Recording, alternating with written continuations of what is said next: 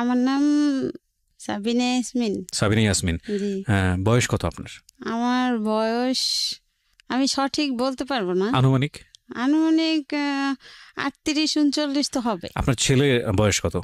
আমার ছেলের বয়স 98-তে আমার জন্ম ছেলের হয়েছে। জন্ম হয়েছে। 98 হয়ে গেলে 20 বছর বয়স। হ্যাঁ, তাই তো হয়। 20 বছর বয়স। উনি কি আপনার প্রথম ছেলে? জি, এই আমার একমাত্র একমাত্র ছেলে। কত বছর বয়সে আপনার বিয়ে হয়েছিল মনে আছে? আমার বিয়ে হয়েছে তখন আমি 6 থেকে 7 উঠছি। 6 থেকে 7 উঠছেন, তার মানে আপনার বয়স তখন সর্বোচ্চ হলে 12 থেকে 13। তো 13 আর 20 তাহলে কত হলো? 33। কিন্তু আপনি বানিয়ে দিয়েছেন হচ্ছে 48। আপনার বয়স বেশি না, আপনার বয়স বেশি না, আসলে 35 থেকে 36 বছর সর্বোচ্চ যদি হয়। ওকে, সাবিনা বেগম আজকে জীবন গল্প বলতে এসেছেন এবং তার সঙ্গে তার ছেলে আছে, 20 বছরের ছেলে। বলেন আপনি আপনার গল্প কি, আমরা শুনতে চাই। প্রথমে আমি কিবরিয়া ভাইকে সালাম জানাই। জি, আমি কিবরিয়া ভাই। ওয়ালাইকুম আসসালাম। আমার অনেক 5-6 বছরের আশা যে আমি একটা অনুষ্ঠানে আসব, বা আপনার যে অন্য চ্যানেলে অনুষ্ঠান করছেন সেটা আমি সবসময় রেগুলার শুনতাম। আচ্ছা। কিন্তু আমি অনেক নাম্বার দিয়ে আমি দিছি, কিন্তু আমার ভাগ্য হয় নাই। আচ্ছা। তো সেদিন এই গত সপ্তাহে আমি দেওয়ার পরে আমি পাইলাম, তো আমার ভাগ্য, এখানে আসার ভাগ্য খুললো। তো আমার বাড়ি হচ্ছে বরিশালে, কাউইনা থানা। আর আমরা 10 ভাই বোন। বাবা মা নাই। বাবা কি করতেন? বাবা কৃষক ছিলেন। আমি 10 ভাই বোনের ছোট। তো আমার বাবা ছোটবেলায় মারা গেছে, আমার বাবার কথা মনে নেই। আচ্ছা। আর আমার মা ছিল। ওকে। আর ভাইয়েরা ছিল। তো ভাইয়েরা তো আমরা পিঠাপিঠি ভাই বোন, কেউ ইনকাম সোর্স ভালো ছিল না। আমার বাবার কিছু সম্পত্তি ছিল, এটুকুই যথেষ্ট। 10 ভাই বোনের মধ্যে আপনি ছোট সবার? হ্যাঁ, আমি সবার ছোট। আমি যখন 6 থেকে 7 উঠছি তখন আমার মেজো ভাইয়ের বউ, আমার ভাবি, তারই আত্মীয় আমার হাজবেন্ড। তো একদিন হঠাৎ করে আমার মাকে বলে যে ওকে বিয়ে দিলে ভালো ছেলে আছে। তো কোথায় ছেলে? আমারই ভাই, ঢাকাতে বাড়ি টাড়ি আছে, এরকমের অবস্থা শান্তি ভালো। ও তো একটু চলাফেরা স্টাইলিস্ট করে, তাহলে ও ঢাকাতে মানাই থাকতে পারবে, ও ভালো হবে। ঢাকায় বাড়ি আছে এটা বলে? হ্যাঁ হ্যাঁ, আচ্ছা, ঢাকাতে বাড়ি আছে। তো এরপরে আমার ভাইয়েরা বলল যে ঠিক আছে, বিয়ে তো দিতে হবে, ঠিক আছে, যদি ভালো ছেলে হয় তাহলে দেখেন, আপনারও ননদ আর আমাদেরও বোন, তো ভালো হইলে দেখেন। আপনার যেহেতু আপনার জানাশোনা, আপনার মামাতো ভাই, তো আপনার চিনে পরিচয়। জি। বলছে হ্যাঁ ভালো, কিন্তু 2 ভাই আর 5 বোন, 1 বোন মারা গেছে, 4 বোন আছে, এ বড় ছেলে। আর বাবাও ভালো চাকরি করে, এয়ারপোর্টে চাকরি করে। তো এরপরে দেখাশোনা 1 সপ্তাহের ভিতরে আমাদের বিয়ে হয়। আচ্ছা। 1 সপ্তাহের ভিতরেই আমাকে এক শুক্রবার দেখতে যায়, পরের শুক্রবারে আমাকে বিয়ে হয়ে নিয়ে আসে, ঢাকাতেই নিয়ে আসে। তো যখন আমার বিয়ে হয়েছে তখন আমার মা ভালোই অনুষ্ঠান করে আমার মার সাধ্য সামর্থ্য যতটুকু হয়েছে দিছে। তো এদিকে আমার হাজবেন্ড কিছু করতো না, সে বেকার ছিল। আচ্ছা। তো আমাদের বিয়েটা হয়েছে এইভাবে যে আমার ননদের হাজবেন্ড এবং আমার ফুফাতো দেবর, তাকে দেখাইয়া বিয়েটা হয়েছে যে এই ছেলে আর এই কোম্পানিতে চাকরি করে। তখন চিত্রা একটা লোশন কোম্পানির ছিল, এখন আছে কিনা বলতে পারি না। তো বলছে এখানে চাকরি করে। তো আমার ভাইয়েরা যখন দেখতে আসছে, ছেলে দেখায় নাই, বলছে ও অফিসে চলে গেছে, ও তো নাই। তো এইভাবে ঘুরে ফিরে আইসা পড়ছে। তো আমার ভাবির উপরে ডিমেন্ড করিয়া যে তাহলে তার যখন মামাতো ভাই তো ভালো, আমার তো বাবা নাই, ভাইরাও অতটা ইয়া করে না। তো এভাবে করে বিয়ে হলো। তো এরপরে দেখি কি যে সে বেকার, সে কিছু করে না। ওই অফিসে যদি একজন ড্রাইভারের দরকার হয় তখন আর কি তারে আমার ওই ননদের হাজবেন্ড ডাকে। ওই অফিসে আমার ননদের হাজবেন্ড কাজ করে। তো সে ডাইকে নিত যখন আর কি লোকের দরকার হইতো এক্সট্রা। তো এইভাবে ঘোরাফেরা করে। তো আমার তো অতটা বয়স না, আমিও তো ছোট মানুষ। এরপরে এদের ফ্যামিলিও বড়, আর ঢাকা শহরে আইসা, আমি গ্রামের মেয়ে, ঢাকা শহরে আইসা আটকা পড়ে গেছি। আমার ভালো লাগতো না, আমি কান্নাকাটি করতাম। এরপরে আমাকে একবারে সে প্রথম থেকে 10 দিন পরে নিতে আয়, যে ঢাকা শহরে বিয়ে হয়েছে, এত দূরে সবাই যাব, একটা খরচের ব্যাপার স্যাপার, তো কয়েকদিন থাকুক, এরপরে নিতে আসি। তো আমার যখন নতুন অবস্থায় আমার কেমন জানি তাদের ভালো লাগতো না, এবং আমার হাজবেন্ডেরও তার মা যেটা বলতো সেটাই, মার কথা মতো। তো আমি যে তার নতুন বউ, আমার সাথে যে কিভাবে একটা আচরণ করা, কিভাবে একটা ওটা তার ভিতরে নাই। আচ্ছা। তো আমি না তখনই দেশে যেয়ে খুব কান্নাকাটি করতাম, কিন্তু কাউকে কিছু বলতাম না। তো কান্নাকাটি করতাম যে আমার এত দূরে বিয়ে দিছে, কেমন জানি লোকটা, তো ভালো লাগে না আমার। তো আমার মা ওটা কেয়ার করতো যে আমি তো সবার ছোট, তাহলে আমি এত কান্নাকাটি কেন করি। আর আমার হাজব্যান্ডকে দেখলে আমি ভয় পাইতাম। হ্যাঁ, তো এরপরে মা জিজ্ঞাসা করতো কি সমস্যা, আমি কই আমার না যাইতে ভাল লাগে না, কেমন জানি আমার ওইখানে থাকতে ভাল লাগে না। তো আমার ভাই বলে কি যে তো ছোট মানুষ, বিয়ে হয়ে গেছে, আর কোনোদিন তো তোমাকে ছাড়া থাকে না, এই জন্য ওর হয়তো থাকতে ভালো লাগে না। তো তুমি এই ব্যাপারে ওকে কিন্তু আশকারা দিও না। ছোট মানুষ, তুমি যদি এখানে থাকতে আশকারা দাও তাহলে আর শ্বশুর বাড়ি যাইতে চাইবে না। তো থাকতে থাকতে সয়ে যাবে, ঢাকা খোলামেলা থাকছে, গ্রামের বাড়ি খেলাধুলো করছে, এখন আটকা পড়ে গেছে, ওর ভালো লাগে না। তো এইভাবে করে মনে করেন 2-3 মাস থাকছি। 2-3 মাস থাকার পরে আবার আমি কান্নাকাটি করছি যাওয়ার জন্য, আমি মায়ের কাছে যাব, আমি এখানে থাকবো না। এবার আমার শ্বশুর আমাকে দিয়ে আসতো। শ্বশুর দিয়ে এসে আবার মনে করেন সপ্তাহ বা 15 দিন পরে আবার শ্বশুর গিয়া নিয়ে আসতো। আর আমার হাজব্যান্ডের চলাফেরাটাও অতটা ভালো ছিল না, যে একটা স্ট্যান্ডার্ডভাবে চলা, ঢাকা শহর বাড়িঘর আছে এরকমের যে চলাফেরা, ওরকমের না। সে একটু উগ্রপন্থীর লোক, এই জন্য আমার তেমন একটা ভালো লাগতো না। আর মনে করেন চোখ দুটো লাল লাল, আমার দেখলে খুব ভয় লাগতো। তো এইভাবে মনে করেন 5-6 মাস হয়ে গেল। 5-6 মাস হওয়ার পরে আমি কনসেপ্ট হইলো আমার এই বাচ্চা পেটে। তো এখন না আমি শুধু কান্নাকাটি করি, আমার ভালো লাগে না, আমার শরীর খারাপ লাগে, আমার খাইতে ইচ্ছা করে না, আমার বমি আসে। এইভাবে করতে করতে, কান্নাকাটি করতে করতে, তো আমার শ্বশুর খবর দিল আমার বাইরে যে তাহলে আমি তো এখন যাইতে পারবো না, তো আপনার বোন থাকতে চায় না, আইসা নিয়ে যান, আবার গিয়া কয়দিন থাকুক, তারপরে আবার আমি গিয়ে নিয়ে আসবো।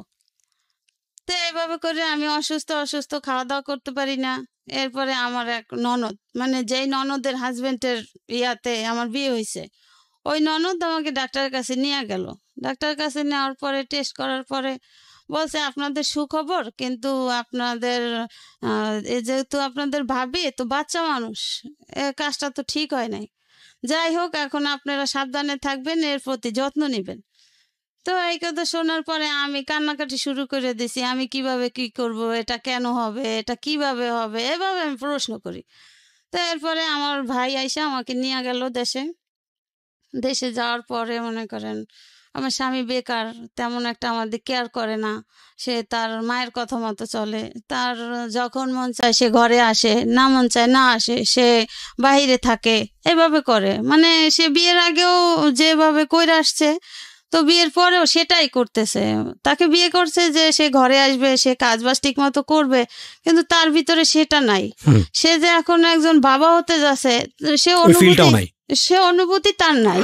তো সে আগে যেভাবে চলে আসছে ওভাবেই সে চলতেছে, তখনও কিছু করে না, কাজকর্ম করে না, তখনও সে কিছু করে না। তো এরপরে মনে করেন ওই যখন যেই কাজে কেউ ডাকে ওই কাজ করে, এমনি সে রেগুলারলি একটা চাকরি বাধা করা সেটা সে করে না। কি বাড়ি ছিল? হ্যাঁ, ঢাকাতে বাড়ি আছে। কোথায়? এয়ারপোর্টের কোথায়, কোন এলাকায়? এয়ারপোর্টে রেল লাইনের ওই পারে, মোল্লাটেক। আচ্ছা, ঠিক আছে, বলেন তো। এরপর মনে করেন আমার শ্বশুর বিমানে চাকরি করে এয়ারপোর্টে।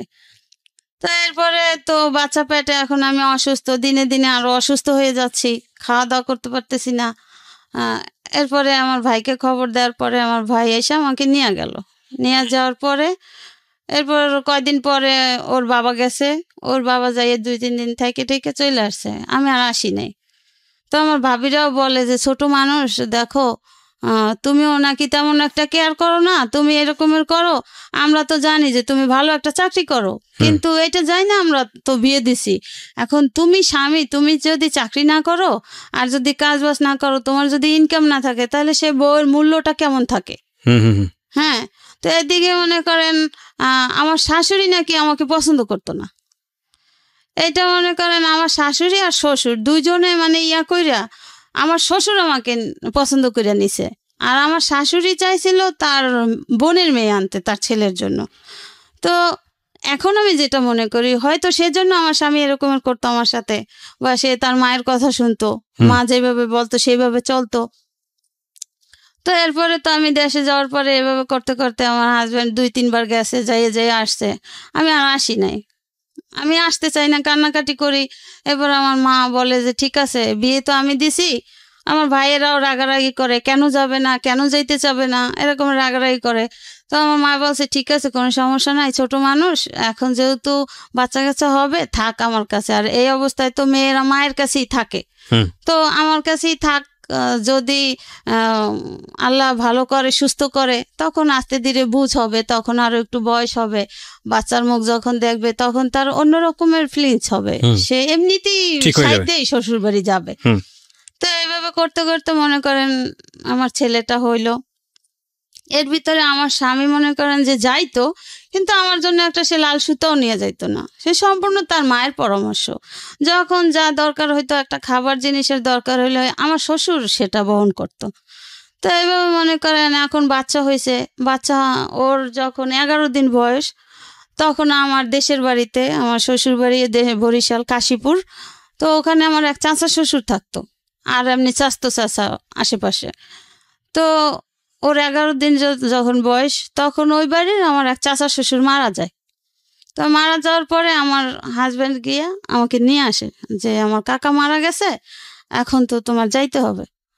তো আমার মা ভাবি এরা বললো যে ঠিক আছে যাও, তুমি কান্নাকাটি করো না, তোমার যদি ভালো না লাগে তুমি বলবা, আমরা গিয়ে নিয়ে আসবো, যেই যাও একজনে গিয়ে নিয়ে আসবে, তো তুমি কান্নাকাটি করবা না। আর তোমার শ্বশুর যেহেতু তোমার সাথে আছে, তোমার কিসের ভয়, কিসের চিন্তা, যা কিছু দরকার হয় সে না দেয় না দেখ, তুমি তার কাছে বলবা।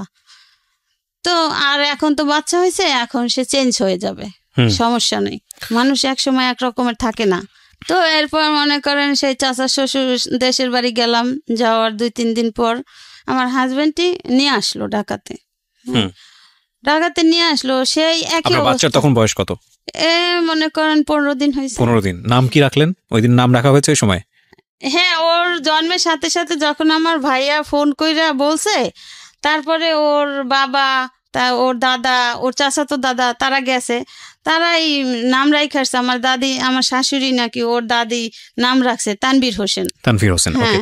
আর আমার আম্মা রাখছে, ওর জন্ম হয়েছে রবিবার, এই জন্য ওর নাম রাখছে রবি। রবি, ঠিক আছে। তো গেল, তারপর আম্মা রাখছে রবি। জি, তারপর এরপরে তো আসলাম, আসার পরে ওই সেই একই অবস্থা। এদিকে আমিও তো মনে করেন ছোট মানুষ, ঘুমাইতে পারি না, আমারও অশান্তি লাগে। আপনার তখন 13-14 বছর বয়স যখন আপনার বিয়ে হয়েছে? হ্যাঁ হ্যাঁ। মনে করেন আমার আর সংসারের কাজও আমার করতে হয়। ওই যে আমার শাশুড়ি যে আমাকে পছন্দ করতো না, ওইটা তো আমি বুঝতাম না যে সে আমাকে পছন্দ করতো না। তা আমাকে আনার পরে আমার শ্বশুর বলছিল যে তো আমার আরো কয়টা মেয়ে, 4টা মেয়ে আছে, আর তুমি একটা মেয়ে, আমার মেয়েদের থেকে তোমার বয়স কম, তুমি হয়তো সম্পর্কে বড় ভাবি, কিন্তু তোমার বয়স কম, আমি সেটা মানি। আপনি ওখানে গিয়ে রান্না বান্না করে ঘর সংসার করতেন? হ্যাঁ। কতজন মানুষের রান্না বান্না করতে হতো ওখানে? মনে করেন আমার 4টা ননদ, তারপর ননদের হাজবেন্ড, তারপরে বড় ননদের 2টা বাচ্চা, সব মিলে কতজন? শ্বশুর শাশুড়ি, আমি, আমার হাজবেন্ড, এই সবগুলো মানুষের রান্না বান্না আপনার করতে হতো? হ্যাঁ, আমার করতে হতো। 13-14 বছর বয়স, খেয়াল করবেন কিন্তু, বাচ্চা আছে একটা কোলে। হ্যাঁ, তখন লাকড়ির চুলে রান্না করতে হতো। তো আমার জীবনে তো আমি মনে করেন দেশের বাড়ি থাকলেও আমি মায়ের ছোট, আবার ভাবিরা আছে, আমার তো কখনো কাজ করতে হতো না, আমি তো ঘুরতাম আর খাইতাম। এরপরে মনে করেন যে ওই রান্না করতে হইতো, যে ওই যে কাঠের লাকড়ির চুলায় যে ভুসি গাদাইয়া রান্না করে না, যে গুড়ি দিয়া, কাঠের গুড়ি, ওগুলো তো আমি পারতাম না, তো ওগুলো আমার করতে হইতো। আমি কেন রান্না বসাইতাম, আমার 5 ঘন্টা আমার রান্না হইতো না, চুলা জ্বলতো না, আমি চুলা ফুগাইতে ফুগাইতে লাল হয়ে যেতাম। বুঝতে পেরেছি। আপনি গেলেন, তারপর গিয়ে দেখলেন আপনার হাজবেন্ড আগের মতোই? হ্যাঁ, আগের মতোই। তো এখন মনে করেন এখন আমার বাচ্চার দুধেও হয় না, এখন বাচ্চার আলগা খাবার খাওয়াইতে হবে। এখন আমার স্বামী তো ইনকাম করে না, কি করবে? এরপরে সব দায়িত্ব আমার শ্বশুরেরই। তো আমার শ্বশুরও মাঝে মাঝে আমার স্বামীকে রাগ করতো যে এখন বাচ্চা কাচ্চা হয়েছে, বিয়ে শাদী করাইছি, এখনো আমি তোরেও পালমো, তোর বউও পালমো, বাচ্চাও পালমো, হ্যাঁ যা তুই ঘর থেকে বের হয়ে যা। এগুলো করতো আমার, হ্যাঁ শ্বশুর বলতো, এগুলো করতো আমার শাশুড়ির উপরে রাগ কইরা, যে তোকে ভালো বানানোর জন্য বিয়ে করছি, তোর মায়ের এগেনস্টে যাইয়া তোর মা যেটা চাইছে আমি সেটা করতে দেই নাই, তোর ভালোর জন্য। হ্যাঁ, আর তুই এখনো সেইটাই করো। তা আমি অনেক কষ্ট করে মনে করেন যখন বাচ্চাকে আলগা খাবার খাওয়াইতাম, আমার শ্বশুর তখন মিল্কভিটা দুধ ছিল, হ্যাঁ, এক প্যাকেট 1 পোয়া দুধ এনে দিলে আমার ননদরা সেটা হিসাব দিত যে এটা 2 দিন খাওয়াবেন। 1 পোয়া দুধ? 1 পোয়া দুধ ছোট বাচ্চাকে? হ্যাঁ, 2 দিন খাওয়াবেন। 1 পোয়া দুধ বেশি খাওয়ানো লাগে না, সুজি হয়। এরপর মনে করেন আমার স্বামীর কামাই না, সে ওই অবস্থায় চলতেছে যে তার যে একটা বাচ্চা হয়েছে, বাচ্চা চালাইতে হবে, তার ওরকমের কোনো ফিলিংস নেই। তার মা যেটা বলে, মা যদি বলে যে তুই এনে বসে থাক। আবার বিধি আপনার কাছে আবারও ফিরছি। এরপরে এভাবে চলতে চলতে তো বাচ্চার বছরখানে হইতেছে, তো বাচ্চার তো খাবার আরো বাড়তেছে, বড় হইতেছে, আরো বাড়তেছে, আমার বুকের দুধে হয় না। এরপর আমি কি করতাম, মাঝে মাঝে আমার মেজ ননদের আবার ছোট মেয়ে আছে, ওর বয়স তখন 6 মাস, 1 বছর হয়ে গেছে, আমি যে 6 মাসের পাইছি, তো ওই বাচ্চারা যে সুজি খাওয়াইতো, আমি মাঝে মাঝে ওর সুজি যে খাওয়াইয়া বাচ্চা থাকতো ওগুলো আইনা পানি গরম করিয়া মিলাইয়া পাতলা করিয়া খাওয়াইতাম। আবার মাঝে মাঝে ভাত রান্না করিয়া ভাতের মার খাওয়াইতাম। এইভাবে করতে করতে মনে করেন সে ওই যে কোম্পানিতে মাঝে মাঝে গিয়ে চাকরি করতো, ওই কোম্পানি থেকে বিদেশে লোক নিবে। আচ্ছা, বিদেশে লোক নিবে, এখন সেও ইন্টারভিউ দিছে। আমার সেই ননদের হাজবেন্ড দেওয়াইছে যে তুই তোর ভালো ড্রাইভিং করতে পারো, তাহলে তুই ইন্টারভিউ দেখ। তো বিদেশে যখন পাঠায়, এখন সেই ইন্টারভিউ দিল, সে ড্রাইভিং এ পাশ করলো। পাশ করার পরে এখন সে বাহিরে যাবে, এখন তো টাকা পয়সার দরকার। এরপরে আমার মার কাছে গিয়া বলল যে আমি তো বেকার, কিছু করি না, তো আপনার মেয়ে তো কত কথাই শুনে, আমার মা বোনরা বলে, তো কিছু টাকা দিলে আমি বাহিরে যাব। এটা কাকে বললো? আমার মাকে। আচ্ছা। এরপরে আমার মা বলে যে তোমার কত টাকা লাগবে, যেহেতু তুমি কোম্পানি থেকে যাচ্ছ, তো খরচটা বেশি লাগার কথা না। হ্যাঁ, কোম্পানি বহন করবে, তো কিরকমের টাকা লাগবে? যে আমার করতে, পাসপোর্ট করতে লাগবে, আর কিছু কাপড় চোপড় নিতে লাগবে, হ্যাঁ, লাখানি টাকা হলে হবে। তা এরপরে আমার মা কি করলো, আমার মা জমি বিক্রি করে তার 1 লাখ টাকা দিল। আচ্ছা, সেই কত সালের দিকে এটা? 99 সনে। ওরে বাবা, ওই সময় 1 লক্ষ টাকা লাগবে? হ্যাঁ। কোন দেশে যাচ্ছে? কাতারে? না, তাহলে কুয়েতে। আচ্ছা।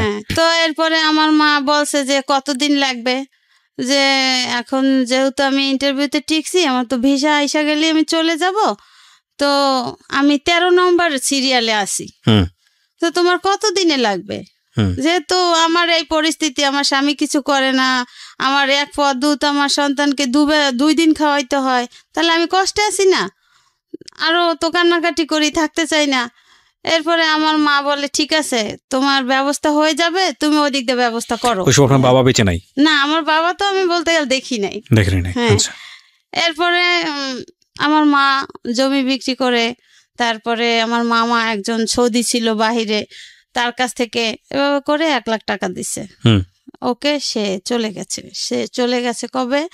বাচ্চার যেদিন 1 বছর বয়স, 18 তারিখে, সে অক্টোবরের 19 তারিখে সকালে তার ফ্লাইট, রাত্র 4টে উঠে সে চলে গেছে। এরপরে এখন আমার শাশুড়ি খুশি যে তার ছেলে নাই, এখন আমি একা। তো সে আমাকে অনেক নির্যাতন করত, কিন্তু আমার শাশুড়ি নিজে করতো না, সে করাইতো তার যে মেয়েরা আছে না, নাতিরা আছে না, ওদেরকে দিয়া।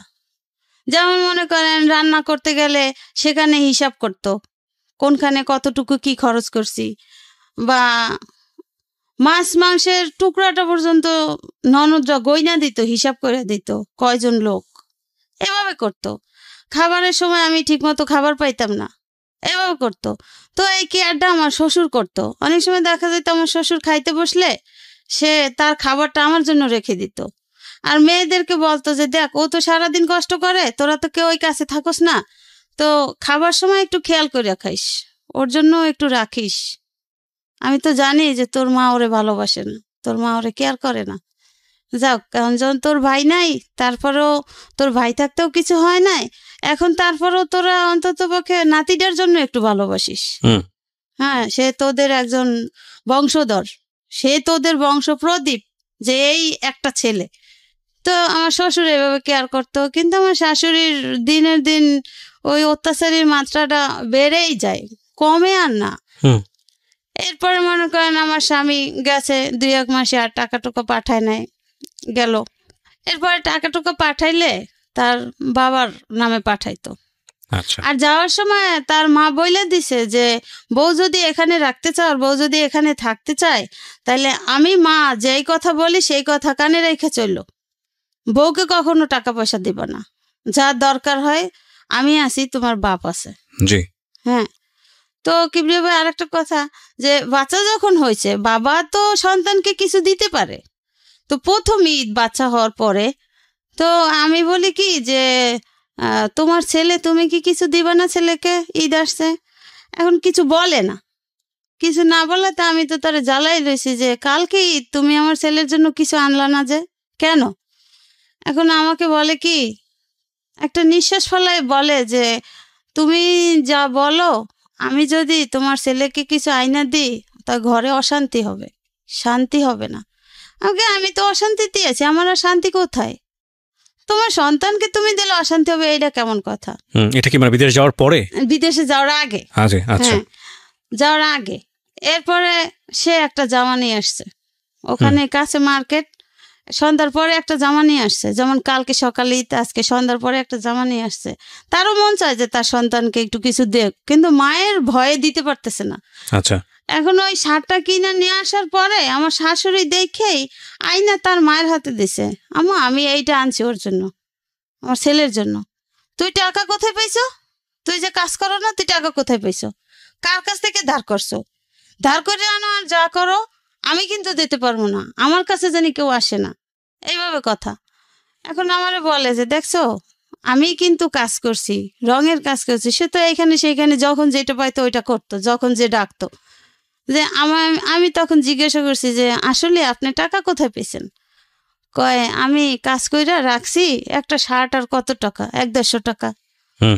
যাই হোক, এরপর আমার শ্বশুর বলে কি, মানে আমার শাশুড়ির জ্বালায় বলে তোর আনার দরকার কি ছিল, আমি আছি না, আমি তো আইনা দেবো, আমার একটা নাতি, আমি কি আইনা দেবো না? আমি তো আইনা দেবো, আমি তো আইনা দিছি, তোর আনার দরকার কি? তুই আইনা এখন বউরে এত কথা কেন শুনো? হ্যাঁ, সে আর কিছু বলে নাই। সে আমাকে বলে দেখো, এই আমার মায়ের কথাগুলো তোমার জন্য শুনছি, তুমি চিল্লাচিল্লি করছো বিদে আমি শার্টটা আইনা দিছি, দেখছো যে আমি শার্টটা আইনা, আমার সন্তান, আমি শার্টটা আইনা দিয়ে আমার কত অপরাধ হয়েছে। তো কিবরিয়া ভাই, এই যে বিয়ের যে 2-3 বছর হয়ে গেছে বা যতদিনই হোক বয়স, আমার স্বামী কিন্তু আমাকে একটা সুতাও কিনে দিত না। হ্যাঁ, এরপরে তো গেছে, এখন তার ভিসা আসছে, সে গেছে বাহিরে, সে কখনো আমাকে টাকা দিত না। তার মা যদি বলতো যে হ্যাঁ টাকা লাগবে, টাকা দাও, তাহলে টাকা দিত তার বাবার কাছে, তার বাবা আইনা তার মাকে দিত, তার মা যখন যা লাগতো যেতটুকু পরিমাণ তার কমে সময়টা ওভার করে কিনা দিত, এইভাবে চলতো। আর ওর দাদা মনে করেন মাঝে মাঝে চুপি চুপি দুধ টুধ আইনা দিত, তাদের দেখাইয়া দিত। সে বুঝতো যে এতে তো হয় না, যেভাবে আমার স্ত্রী মেয়েরা হিসাব করে, তো ও কোথায় যাবে, তো সে আইনা দিত। এভাবে করে মনে করেন ছেলে আস্তে আস্তে বড় হইল। সেই যে 99-তে গেছে অক্টোবরের 19 তারিখে, সে 3 সালে আসছে। 3 সালে আসছে, সে ওইখানে গেছে আপনার ক্যাপিটিসিটি কোম্পানিতে। তো বেতন টেতন যা পাইতো সে নিজে চলতো, আর কিছু কিছু পাঠাইতো বাবার কাছে। আমার কোনো অ্যাকাউন্ট ছিল না, সে আজও পর্যন্ত কোনো অ্যাকাউন্ট আমার নামে করে নাই কখনো। তো ওই টাকা মায়ের কাছে পাঠাইতো। এদিকে মনে করেন আমার বাচ্চার বয়স 5-6 বছর হয়ে গেছে, সে ওই যে 3 সালে গেছে আর আসে নাই। 3 সালে গেছে, 3 সালে যখন আসছে, আসার পরে মনে করেন সে যেদিন আসছে তখন তো বাচ্চা ছোট, 2-2.5 বছরের। তখন ওই ওর ফুফাতো ভাই বোন ওর বাবাকে মামা ডাকতো, ও মামা ডাকতো। ওর যে বাবা, ও তো আর সেটা বুঝতো না। ওরে বললো ওই যে সবাই মামা ডাকে, ওই যে আপুরা ভাইয়ারা মামা ডাকে, আমারও মামা, ঠিক আছে তুমি যদি মামা ডাকে ভালো মনে করো ডাকো, যখন বুঝবা তখন বাবা ডাকবা। এরপরে কি স্যার, আমার স্বামী 3 সালে আসরে আজানের পরে আসছে, সন্ধ্যার আগে আগে। মানে বিদেশ থেকে? হ্যাঁ। কত বছর পরে? ওই যে 99-তে গেছে, 4 বছর পর, আর 3 সালে আসছে। তো আসার পর ওই 3 সালে আর কি বাড়ি করতেছে, যে আমার স্বামীরও কিছু টাকা হয়েছে, আমার দেবরও বাহি থাকে, তারও টাকা আছে, আবার আমার শ্বশুর 2000 সালে পেনশন পাইছে, এই টাকা টাকা মিলে এখন বাড়ি করতেছে, যে ব্যাংকে থাকলে তো খরচ হইবে আস্তে আস্তে, তার সাথে বাড়ি করলে এটার ইনকাম দিয়ে চলা যাবে। তো এইভাবে 3 বাপুতে মিলে জিলা বাড়ি করতেছে। তখন ওর বাবা এসে 3 তলার ছাদ দিছে। তো যেদিন ভাই আসছে সেদিন সারা রাত্র আমার শাশুড়ি আমার স্বামীর আমার কাছে আসতে দেয় নাই, সে ছাদে রাখছে। বাড়ির কাজ চলতেছে, রড পাহারা দিতে, রড চুরি হয়ে যায় এই জন্য। তা আমি তো ছেলে নিয়ে ঘুম, আমি আর বুঝতাম না যে আমার শাশুড়ি যে আগেও চায় না যে আমাদের স্বামী স্ত্রীর মিল থাকুক বা আমরা ভালো একটা হ্যাপি জীবন যাপন করি, ওটা সে কখনো চায় নাই। ওই যে তার স্বামীর সাথে সে বলছে যে আমি শান্তিতে থাকতে দেব না, সে তার জিতটাই বহল। তা আমার তো আর অত দূর বোঝার মতো বয়স হয় নাই, আমার তো অত দূর বোঝার ক্ষমতা নেই। তো এরপরে আমার যাক ভালো কথা, আমার শাশুড়ি যেটা বলে ওতেই আমি খুশি। কিন্তু এদিকে মনে করেন এত বড় সংসারে সম্পূর্ণ কাজ আমার করতে হয়। এর ভিতরে আমার শ্বশুর আমাকে হেল্প করে, মাঝে মাঝে সে থালাবাটি ধুইয়া দেয়, সে একটা কাজ কইরা দেয়, ঘরে দেখলো ময়লা সে নিজে ঝাড়ু দিয়ে দেয়। এইভাবে আমার শ্বশুর মারা গেছে, সে নাই। এরপরে মনে করেন আসলো, এখন রাতটা তো ওভাবে গেল, সে সারা রাত্র নিয়ে মা ভাই বোন মা সবাই গল্প করলো। আমি তো রাতের বেলা উঠে উঠে কিছুক্ষণ পর পর দেখি সে এখনো রুমে আসে নাই। ঠিক আছে, সে তার মায়ের সাথে গল্প করে করুক, আমি আমার ছেলে নিয়ে ঘুমায় আছি। তো এরপরে এখন দেখা যায় কি যে ওই দিনের বেলাও যে মনে করেন আমার হাজবেন্ড আমার কাছে আসলে যে তার একটা ভালো লাগা, ওই জিনিসটা আমার শাশুড়ি সহ্য হয় না। তখনই সে ডাকাডাকি শুরু করে দেয়, হ্যাঁ এই কাজটা কর ওই কাজটা কর, বোর কোনো কাজ নাই, রুমে যাইয়ে ঢুকছো, এই করছো সেই করছো। তো একদিন মনে করেন বিকালবেলা আমার নিজে কানে আমি শুইনা ফেলাইছি, আমার শ্বশুর আমার শাশুড়িকে বলে যে আচ্ছা তুমি কি এরকমের বয়সের ছিলে না, তুমি ছেলেটা এত 2-3 বছর পর বিদেশ থেকে আসছে, তুমি সারা রাত্র নিয়ে রাখলা ছাদে, এরপরে এখন একটু বউর কাছে আসতে দাও না, কথা বলতে দাও না, এটা কেমন, তোমার কি বয়সটা ছিল না? আপনার হাজবেন্ডই বা শুনতো কেন ওনার মার কথা? মা যা বলতো সেটাই শুনতো সবসময়? মা যেটা বলতো সেটাই শুনতো, আর সে তার খালাতো বোনকে পছন্দ করতো। ও আচ্ছা আচ্ছা, ঠিক আছে। এখন মা বলতো যে ওই মেয়েই তোর জন্য আনবো, ওই মেয়েই তোর জন্য আনবো, যেভাবে এরে তারাই দেবো, এরে রাখবো না। ও ওকে, হ্যাঁ এটা তোর বাপের পছন্দ, আমার পছন্দতে আমি তোরে বিয়া দেব, আমি ওই মেয়েই আনবো, আমার বোনের মেয়েই আনবো তোর জন্য। তো এইভাবে এই জন্য এইটা মনে করেন কিবরিয়া ভাই আমি অনেক পরে জানতে পারছি, ওকে, ওই যেই মেয়ে পছন্দ করতো ওই মেয়ের কাছ থেকে। ঠিক আছে, তারপর কি হলো? শ্বশুর বলল মনে করেন দিনের বেলা সে এরকমের করতো। এরপরে সে মায়ের সাথে রাগ কইরা আমার দেশের বাড়ি চলে যায়, আমাদের বাড়িতে মায়ের সাথে ঝগড়াঝাটি কইরা যে আমার মা কেন এমন করে, আমি এত বছর পর বিদেশ থেকে আসছি, আমার মা তো আমার বউয়ের সাথে মিশতেই দেয় না, কারণটা কি? আর সে আমি আমার বউয়ের পাশে বসলেও আমার মায়ের জ্বালা হয়ে যায়, কেন এমন কেন করে?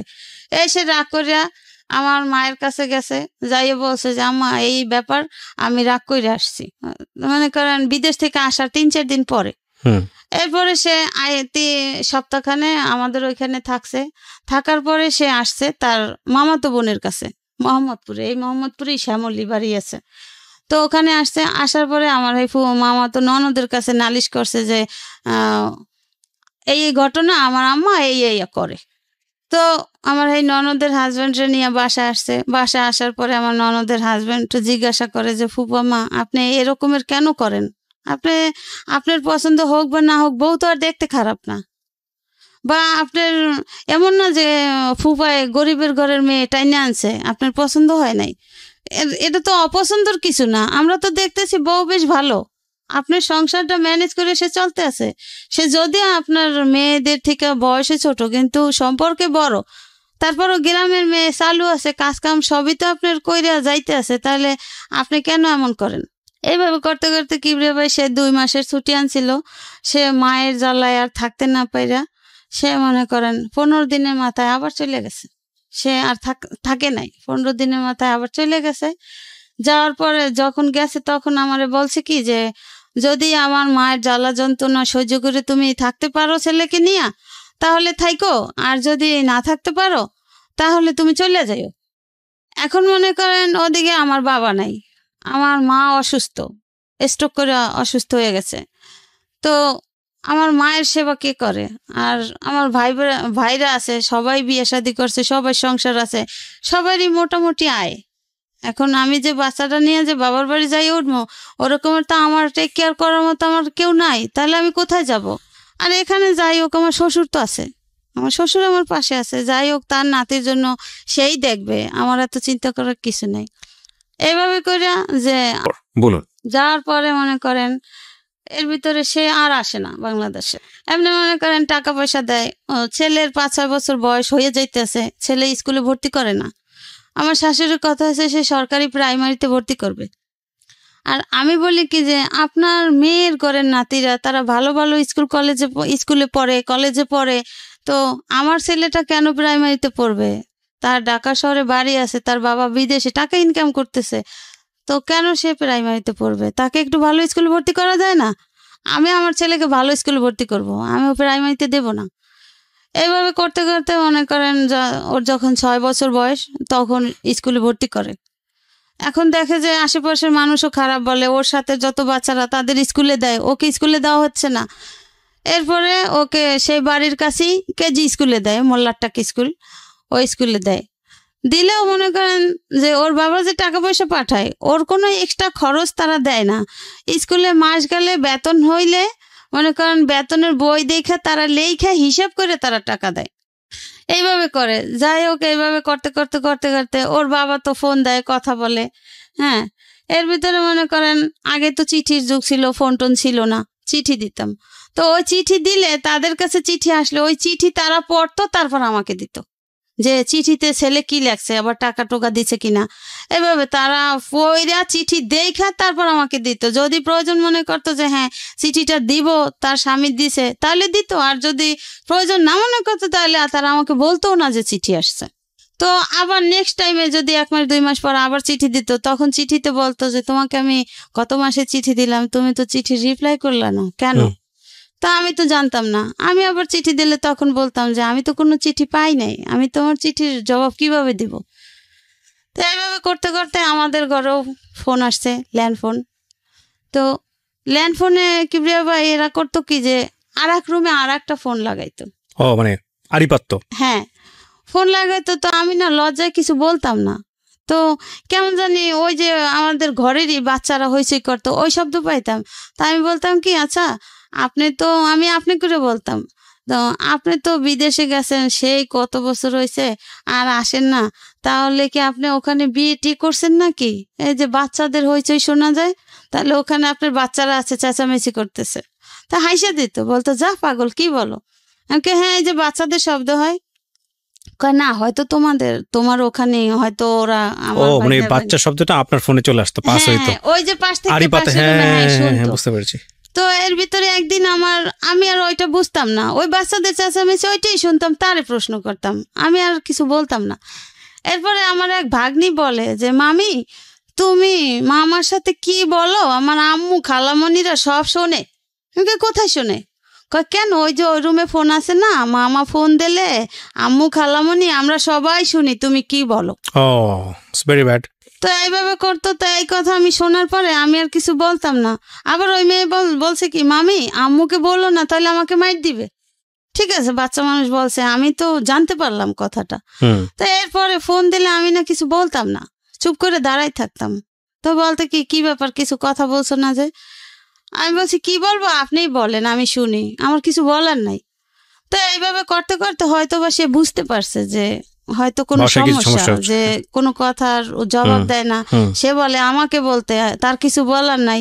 আমি ওই যতদিন চিঠি দিতাম ওই চিঠিতে বলতাম, কিছু কিছু বলতাম যে এই সমস্যা, সবসময় তো মানুষ একরকমের থাকে না, তো চেঞ্জ হওয়া তো দরকার, ছেলের দিক তো কেয়ার করা উচিত। আমি আর কত কথা শুনবো? আমি আর তোমার ঘরের কাজের লোকের মতো কাজ আমি কতদিন করব? আমি তো তোমার স্ত্রী, আমার তো একটা সম্মান আছে, তোমার বাড়ি আছে, ঘর আছে, টাকা আছে, পয়সা আছে, আমি কেন এমন থাকবো? আমাকে তো তোমার এইভাবে রাখা উচিত না। আমি চিঠিতে এইভাবে বলতাম, কিন্তু ফোনে আর কিছু বলতাম না। এরপরে যখন মোবাইলের যুগ আসলো, সে তো আর বাংলাদেশে আসে না। তো তার বাবা সবসময় বলতো যে তুমি আসো না কেন, আসো, বিয়ে শাদী কইরা গেছো, একটা বাচ্চা আছে, বাচ্চাও তো দেখার দরকার আছে, বা বউ রাইখা গেছো, এভাবে কি মানুষ বিদেশে থাকে? আসো, আইসা বেড়াই যাও, ঘুরে যাও, ছেলেকে দেখে যাও, হ্যাঁ এইভাবে বলতো। আর আমার শাশুড়ি ফোনে কথা বললে বলতো কি, তুই বাংলাদেশে আসবি না, তোর ওখানে কি কোনো কিছুর অভাব আছে? তুই বাংলাদেশে এসে কি করবি? তোর বাংলাদেশে আসার দরকার নাই, তোর বউ বাচ্চা ভালো আছে, আমি আছি না, তোর বাপে আছে না, তোর আসার দরকার নেই। তো এইভাবে করতে করতে সে 8-9 বছর হয়ে গেছে, সে বাংলাদেশে আসে না। 8-9 বছর? হ্যাঁ, যখনই আমি বলি কি ব্যাপার, তোমার ছেলে বড় হয়েছে, তো তুমি কবে আসবা বাংলাদেশে? তো এভাবে কি এক ছেলেই থাকবে? এটার কি কোনো ভরসা? দেখতে কি ইচ্ছা করে না? এটা কেমন জীবন? আমি এইভাবে বলতাম, বলতে হ্যাঁ আসবো আসবো, এই বছর না আগামী বছর আসবো। আর যখন ওর মার সাথে ওর বাবা বলতো আসতে, কিন্তু ওর মা বলতো আসার দরকার নেই, আসবি না তুই, আমি তোরে বলছি তুই আসবি না। তার মানে এইভাবে থাকতে থাকতে বউ একসময় চলে যাবে, বউ থাকবে না। ওকে, আমার শাশুড়ির চিন্তাধারা এটা। তো আমার চিন্তা হয়েছে যে আমার তো ছেলে আছে, আমি আমার সন্তান ফেলাই কোথায় যাব? আর আমার বাবার বাড়ি তো বাবা মাও অসুস্থ, বাবা নাই, আমি কার কাছে যাব? ভাবিদের কথা কেন শুনবো? তার সাথে বরং স্বামীর বাড়ি আছি, ভালোই আছি, সবাই জানে আমি ঢাকা শহরে ভালোই আছি, কিন্তু আমার ফ্যামিলিগত কিভাবে আছি, আমার অন্তরে কতটা সুখ আছে, সেটা তো আমি অন্তর জানে আর আল্লাহ জানে। তো এইভাবে করতে করতে মনে করেন এই দেখে যে আমি ফোনে কথা বলতে পারি না, ফোনে কথা বলি না, এরপরে সে আমাকে একটা মোবাইল দিবে, মোবাইলের যুগ যখন আসছে। এরপরে এখন ওর মা বলে কি যে না, মোবাইল দিবি না, তুই মোবাইল দিবি আর তুই ওই ফোনে টাকা খরচ করে বললাগে হারা রাত দিন কথা বলবি, বললাগে কথা বলার দরকার নেই, কি কথা বলবি, ফোনে কথা বলো না। তখন সে বলে কি যে ও তো ফোনে কোনো কথাই বলে না, তাই আমি কি করবো? ওর সাথে তো আমার কথা বলতে ইচ্ছা করে, আমার ছেলের সাথে তো আমার কথা বলতে ইচ্ছা করে। এরপরে কি ভেবে আমাকে একটা ফোন দেয়, ওই যে কালো নোকিয়া মোবাইলগুলো যখন বের হয়েছিল, একটা ফোন সে পাঠায় দেয়, তার ওইখান থেকে একটা লোক আসে, সে ওই লোকের মাধ্যমে সিম টিম কিনা সে পাঠায় দেয়, ওকে কইরা দেয় যে আমার যে কিনতে না হয় বা ফোনটা অফ না থাকে, এভাবে কইরা। তো এভাবে করে মনে করেন আমি তখন মোবাইল চালানো বুঝি না, হ্যাঁ। তো ওই ফোনটা নিয়ে আমার ননদের মেয়ে ব্যবহার করতো। ওকে, ও ননদের মেয়ে ব্যবহার করতো, বা রাত বিরাত সবসময় ওর কাছেই ফোনটা থাকতো। ম্যাক্সিমাম ভাগে যদি ওর বাবা ফোন দিত তাহলে ফোনটা রিসিভ করতো ভাগ্নি। তো ওই ফোনে মনে করেন সে মেয়ে কলেজে পড়ে, ভার্সিটিতে পড়ে, সে মেয়ে আমার ফোনে কথা বলে বিভিন্ন রকমের ছেলেদের সাথে। তা আমি তো ওগুলা আমি মনে করি ও ভাগ্নি, ওর মোবাইল নাই, ঠিক আছে, আমার তোর মোবাইলের প্রয়োজন হয় না, ওর মামা ফোন দিলে তো আমাকে দিবি। তো এরপর আমাকে একদিন বকাঝকা করে ওর বাবা যে ফোনটা দিছি আমি আমার প্রয়োজনে তোমার সাথে কথা বলার জন্য, যখনই আমি রাতের বেলা ফোন দেই তখনই আমি তোমার ফোন পাই ওয়েটিং, আর ফোন পাই ভাগ্নির কাছে, কেন? আমি বলছি যে দেখো আমি তো ফোন চালাইতে পারি না, আমি তো বুঝি না, আর ফোনটা তো ওর তো ফোন নাই, ও আমার ফোনটা ও ব্যবহার করে, তাহলে সমস্যা কি? কোনো সমস্যা তো নাই, ফোন দিলে তখন তো ওর কাছে থাকলেও অবশ্যই আমাকে দিবে যে তুমি ফোন দিছো। তো ও ঘুমাইতো এক রুমে, আমি ঘুমাইতাম আর এক রুমে। এরপরে ওরা একদিন বলি কি যে লিসা, তোমার মামা এরকম আমার রাগারাগি করছে, ফোনটা যেহেতু তোমার কাছে থাকে, থাকুক ভালো কথা, তুমি এখন থেকে আমার কাছে ঘুমাইও, আমার কাছে ঘুমাইলে তো ফোনটা তো যখন তোমার মামা ফোন দেবে তখন নাইলে আমি কথা বললাম, আর সারাক্ষণ তোমার কাছে থাকলো, কোনো সমস্যা নেই। এরপরে ভাইয়া এখন তো ফোন দিলে ঠিকই ও আমার কাছে ঘুমায়, আমার সাথে কথা বলে, কিন্তু আমি তো টের পাই যে ওই মেয়ে কথা বলে। এখন আমার তো কিছু করার নাই, যেহেতু আমি আমার স্বামী তো আর আমার অতটা কেয়ারিং না, আমি তাদের বাধ্য স্বীকারোক্তি, আমি তাদের কথা মতো আমার চলতে হয়। জি, ভালো কথা। এরপরে মনে করেন আস্তে আস্তে আমার শ্বশুর এক সময় অসুস্থ হয়ে যায়, সে ক্যান্সারে আক্রান্ত হয়, তার 3-4 বার করে অপারেশন হয়। এরপরে সে এখন বলতে গেলে তাকে বলা হয় যে তোমার বাবা অসুস্থ, তুমি আসো, যে বাবাও রিকোয়েস্ট করে, কিন্তু সে আসে না, কিন্তু তার মা তাকে পারমিশন দিচ্ছে না যে সে আসবে। আমি বলি যে দেখো মইরা গেলে হয়তো আর কোনোদিন দেখবা না, হ্যাঁ, অন্তত আইসা যাও একবার, আইসা গেলেও তো বাবারে দেখে গেলে, এরপরে মইরা গেলেও আফসোস থাকবে না, কিন্তু সে তো আফসোস করে, আসো। এদিকে ছেলেও মনে করেন 5 পাস করিয়া ফেলাইছে, 6-এ পড়ে। ওরে বাবা, সে তো বাবাকে দেখতে চায়। হ্যাঁ, ছেলে তো মনে করেন ওই যে 2.5 বছর রাইখা গেছে ছেলে 3 সালে, ওই যে মা এরকম করছে দেখে 15 দিন থাইকা চলে গেছে, তখন তো বইলে গেছে আমি আর আসবো না, যদি পারি নিয়ে যাবো বউ বাচ্চা, না তার আসবো না। হ্যাঁ, এই অবস্থা। ঠিক আছে, ভালো কথা। এখন তারে ফোনের পর ফোন করা হয়, সে আসে না, না আসাতে আমাকে বলে কি যে এই তো আমি আগামী মাসের 15 তারিখ আসতেছি। আমি তো মহা খুশি, সবাই খুশি, আসতেছে, ভালো কথা। সে আসে না, না আসাতে ওদিন লাস্ট ডেট মনে করেন ডিসেম্বর মাসে, 11 সালের ডিসেম্বর মাস, তো আসার কথা, আসে নাই। এরপরে ওরে তার এক রুমের এক লোকের নাম্বার ছিল আমার কাছে, তার নাম্বার না পাইলে আমি ওই লোকের নাম্বারে কল দিতাম যে সে কোথায় আছে, কেন ফোন ধরে না, কেন ফোন দেয় না, টাকা পয়সা ঠিক মতো দেয় না, ছেলের বেতন দিতে হবে, এভাবে করে ওই লোকের মাধ্যমে মাঝে মাঝে যোগাযোগ করা হইতো। তো এখন হ্যাঁ ওর বাবার ফোনে ফোন দিতে আসি, কিন্তু ফোন বন্ধ। কি ব্যাপার, তাহলে সে আসার কথা বললো, সে কি কোনো পথে ঘাটে অ্যাক্সিডেন্ট হলো না কি হলো, একটা টেনশন না, যে তারিখ দেওয়া যে এই তারিখই সে আসতেছে। এরপরে সে আসতেছে না। এখন আমার ননদের হাজবেন্ড বলে কি যে আপনার কাছে কি অন্য কারোর নাম্বার আছে? আমি বলছি কি হ্যাঁ, তার এই রুমের একজন লোক আছে, তার নাম রশিদ, তার নাম্বার আছে, আমি তো মাঝে মাঝে তারে না পাইলে এই নাম্বারে কথা বলি, তার কাছে জিজ্ঞাসা করি, খোঁজ খবর নেই। এরপরে ঠিক আছে নাম্বারটা দেন, এই নাম্বারটা দিলাম সেই 12 সালে ফেব্রুয়ারি মাসে। আচ্ছা, সে এরপর আমার ননদের হাজবেন্ড ফোন দিল ওই লোকের কাছে ফোন দিল। তখন আমার হাজবেন্ড রুমেই আছে, একই রুমে আছে। ওই যে সে আসার কথা তারিখ দিছে, সে আসে নাই, তো না আসাতে এখন বকাঝকা করবে না, রাগ করবে না, এই জন্য সে আর ফোন ধরে নাই। ফোন না ধরাতে আমার ওই ননদের হাজবেন্ড বলল কি যে ওকে বললেন যে ওর বাবা মারা গেছে, ওর আর আসতে হবে না, ও যখন খুশি তখন জানি বাংলাদেশে আসে। ওকে, হ্যাঁ, এই কথা বলার পরে সে চিৎকার দিয়ে উঠছে যে সত্যি আমার বাবা মারা গেছে। এখন আমিও তো পাশে, তখন আমি বলি কি ওই শোনেন না, আপনার ভাই কিন্তু কাঁদতে আছে, অবশ্যই আপনার ভাই রুমে আছে। ওই লোকের জিজ্ঞাসা করে রশিদ ভাই আপনার কাছে কি ও আছে, মনির আছে? বলে হ্যাঁ আছে। আপনি না বললেন যে নাই? বলে এই যে মাত্র রুমে ঢুকছে, আপনি কথা বলতেছেন, এই কথা শুনে এসে রুমে ঢুকেই চিৎকার দিছে।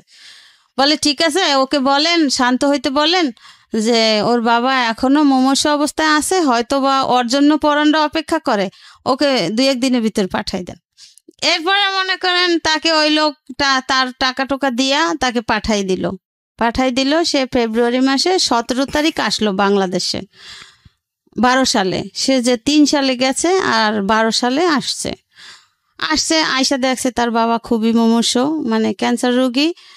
তো 17 তারিখ আসলো, তা মার্চ মাসে 3 তারিখ তার বাবা মারা গেল। বাবা মারা গেল। এরপরে মনে করেন আমার জীবনের ঝড় শুরু হয়ে গেল। যে এখন আমার ননদরা আমাকে বলে যে তুই তো এতদিন তো শ্বশুরের আন্ডারে ছিলি, তোর শ্বশুর তোরে দেখছে, তোর শ্বশুর তোরে কেয়ার করছে, এখন তোরে কে দেখবে, এখন তুই কার কাছে থাকবি? এখন এইখানে তো স্বামীরও কিছু নাই, তোর শ্বশুরেরও কিছু নাই, এখন তুই চলে যা, তুই এই বাড়ি থেকে বের হয়ে যা। এরপরে মনে করেন আমার স্বামী আমার পক্ষে আছে কিছুদিন। এরপরে তারা কি করলো, বলে কি যে তোর বউয়ের সাথে বিভিন্ন ছেলেদের সাথে সম্পর্ক আছে, তো মোবাইলে অনেক কথা বলে। তাই এখন আমি বলি কি যে আমি তো সহজে কারোর সাথে কথা বলি না, আর এই ফোন দিয়ে তো আপনার মেয়েরা, আপনার নাতি কথা বলতো, আমি তোর কথা বলতাম না। ঠিক আছে, খুঁজে বের করেন যে আমার সাথে কার সাথে সম্পর্ক আর আমি কোথায় যাই। আমার ছেলে যে কিবরিয়া ভাই স্কুলে যাইতো, আমি কিন্তু স্কুলে যাইতাম না, কেন আমি মনে করেন সবসময় একটু পর্দায় থাকার চেষ্টা করতাম, আর আমি 5 ওয়াক্ত নামাজ পড়তাম, আমি সহজে বাইরে বের হইতাম না। যে আমার স্বামী নাই, আমার একজনে একটা কথা বলতেই পারে, একজনে একটা কথা বলে ফেলাইতে পারে, যেহেতু আমার ঘরের পরিস্থিতি ভালো না, আমার ঘরের মানুষই আমার পছন্দ করে না, ভালোবাসে না, তাহলে আমার তো সেইভাবে চলতে হবে। এইভাবে করতে করতে এখন মনে করেন আমার স্বামীরে এমনভাবে করে লইছে। হ্যাঁ, এরপরে আমার স্বামী বলে কি ঠিক আছে মা, অনেক বছর তো একত্র ছিল, এখন তাইলে একটা কাজ করেন, ওরে আমার ছেলে নিয়ে একটা আলাদা রুম ছাইরা দেন, আমি যতটুকু পারবো দেব, যেমনি পারে ও চলবে ছেলে নিয়ে।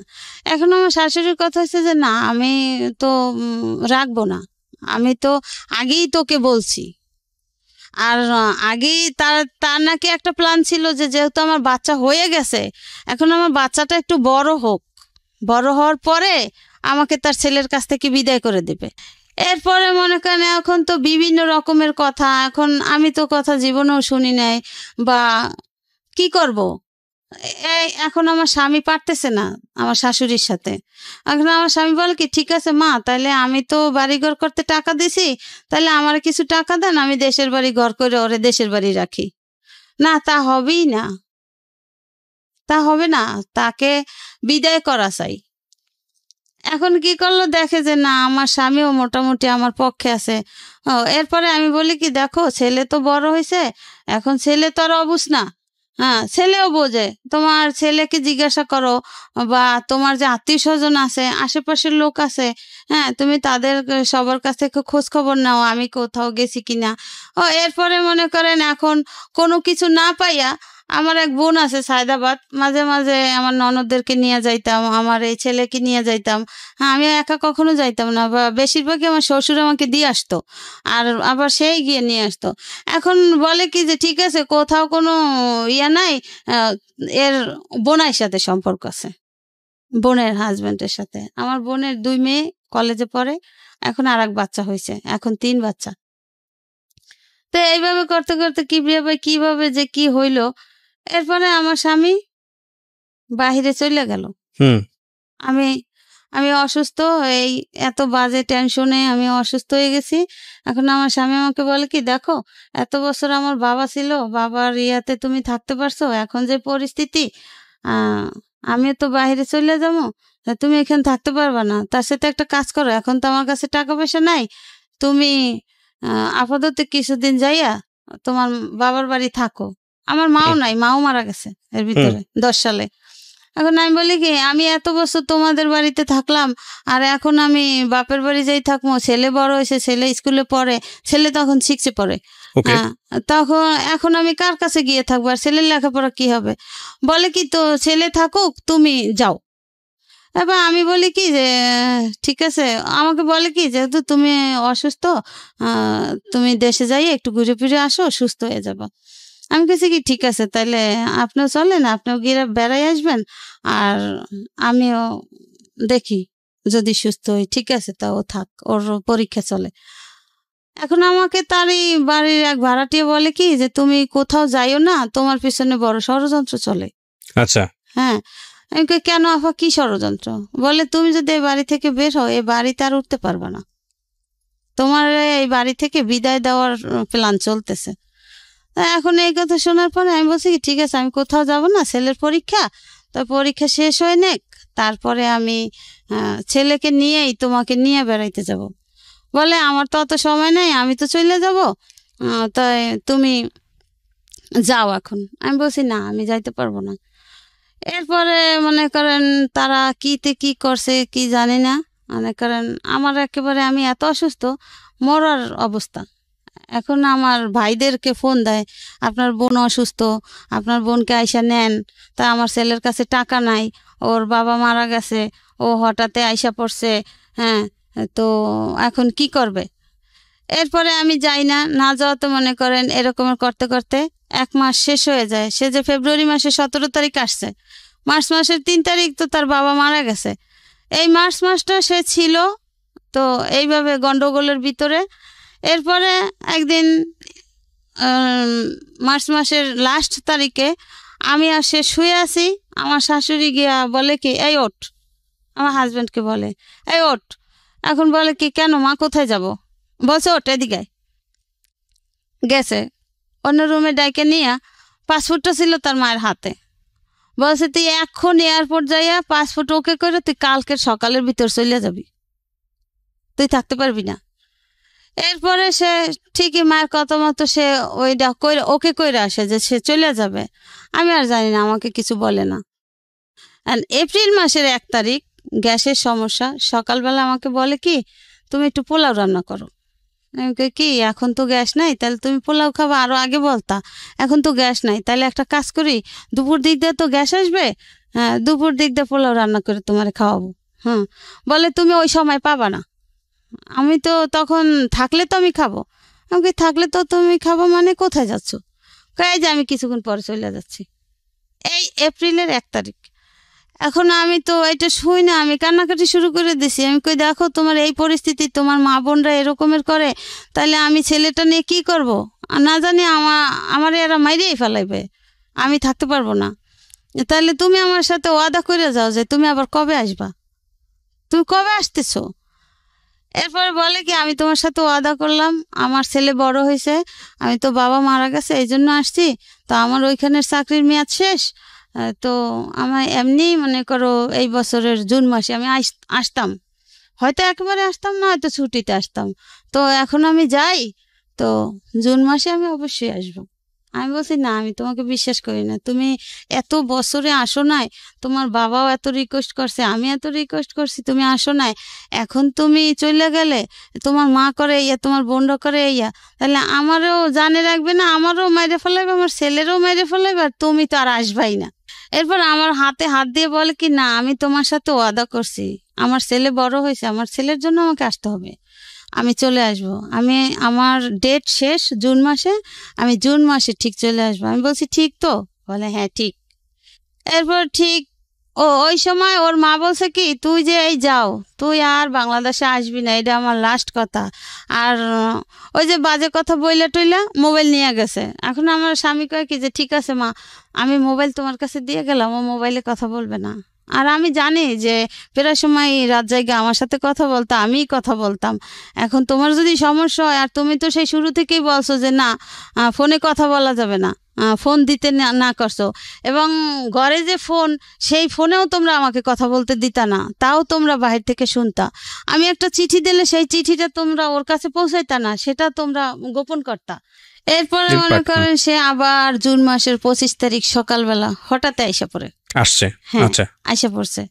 আইসা বলে কি আমি তোমার সাথে ওয়াদা করছি না, দেখছো আমি আসছি। আমার মা আমাকে যতই বলুক যে আসবি না, আমার ছেলে এখন বড় হয়েছে, আমার সংসার দরকার আছে। আইসা পড়ছে কিবরে ভাই। আসার পরে মনে করেন কয়েকটা দিন সে ভালো ছিল, আমাদের সম্পর্কটা ভালো ছিল। এরপরে যে কি দিয়া কি হয়েছে আমি বলতে পারি না। এরপরে আমার শাশুড়ি আমাকে দেশে নিয়ে দিয়ে আসছে। দিয়ে আসার পরে আমার স্বামী বলে কি ঠিক আছে তুমি কিছুদিন থাকো, আমি তো আসি। এরপর 2 মাসের মধ্যে সে আবার আমাকে দেশে রাইখা, কোনো খোঁজখবর নাই, কোনো খোঁজখবর নেয় না। ছেলে এদিকে ওরে রাইখা দিছে, ওরে রাইখা আমাকে নিয়ে গেছে যে অসুস্থ, সে দেশের বাড়ি হাঁটাচলা করে সুস্থ হবে, মানে মিথ্যা বাহানা। এরপরে যাওয়ার পরে ছেলে রাইখা দিয়েছে। ছেলে রাইখা দেওয়ার পরে মনে করেন সন্ধ্যার পরে ওর যে ফুফাতো ভাই, ওকে বলে যে তোর মায়েরে তো বাড়িতে বের করছি, এবার তুইও যা, তুই যেদিক পরে সেদিক যা, তুই তোর মায়ের সাথে যাও নাই কেন? তো ওরে তো নেয় নাই। ওরে বলছে কি যে আমি ওকে বলছি বাবা তুমি থাকো, আমি কয়েকদিন পর আসবো, আমি তো দেখো অসুস্থ। তো অসুস্থটা কি ভাইয়া, আমার এদিকে ডায়াবেটিস ধরা পড়ছে, তো এই জন্য আমি খুব উইক, ক্লান্ত হয়ে গেছি। এরপরে দেশে থুই আসে সে কিছুদিন পরে আগস্টে না জানি অক্টোবরে আমার দেশে দিয়ে আসে। হ্যাঁ, আমার আবার জন্ডিসও হয়েছে। এইসব মিলে জিলে আমাকে দেশে দিয়ে আসে তার মায়ের সাথে নিয়ে। তারপরে দেশে দিয়ে আসার পরে আমাকে ডিসেম্বর মাসে সে চলে যায়। সে আমাকে যেদিন চলে যায় সেদিন আমাকে ফোন দিয়ে বলে কি যে আসসালাম তো সংসার করার জন্য, বাংলাদেশে আর থাকতে পারলাম না, আমি চলে গেলাম, তুমি ওখানেই থাকো। হ্যাঁ, এটা বললে চলে গেছে। আর তার কোনো খোঁজ খবর নাই, সে কোনো খোঁজ খবর নেয় না। আর কোনো ছেলেও আমার কাছে আছে। এদিকে আমার বড় ভাই ছিল, বড় ভাই মারা গেছে। বড় ভাইয়ের কাছে আমার শাশুড়ি ওর বাবারে বাহিরে পাঠাই দিয়া আমার শাশুড়ি বলে কি যে আমরা তো আপনার বোনকে আর নেব না, আপনার বোন আপনারা রাইখা দেন, আমার ছেলে বিদেশে চলে গেছে আর আসবে না। হ্যাঁ, এটা বলার পরে আমার ভাবি বলে কি ঠিক আছে যদি না নেন, যদি আপনাদের ছেলে আমার বোন নিয়ে সংসার না করে আমার ননদ দিয়ে, তাহলে তার আমরা জোর করে করাইতে পারবো না, তাহলে আপনাদের ছেলে আপনারা নিয়ে যান। বলে না আমাদের ছেলেরও আমাদের দরকার নেই, ছেলেও ছেলের মার কাছে থাকুক। এইভাবে তো মনে করেন এতদিন গেছে, এখন আমি সবার সাথে যোগাযোগ করি, আমার সাথে কেউ যোগাযোগ করে না। সবার ফোন দিলে ফোন কাইটা দেয়, বা তখন ঘরে TNT লাইন আছে, ফোন দিলে ফোন ধরে না। এরপরে মনে করেন সে চলে যায়, এই কথা বলে, আর কোনো খোঁজ খবর নাই। আমার শাশুড়ি এই কথা বলে। হ্যাঁ, এবার ঠিক আছে, আমার ভাইরা বলে কি ঠিক আছে তুই তো অসুস্থ, ঠিক আছে থাক, দেখি ও আবার বাংলাদেশে আসুক, কবে আসে।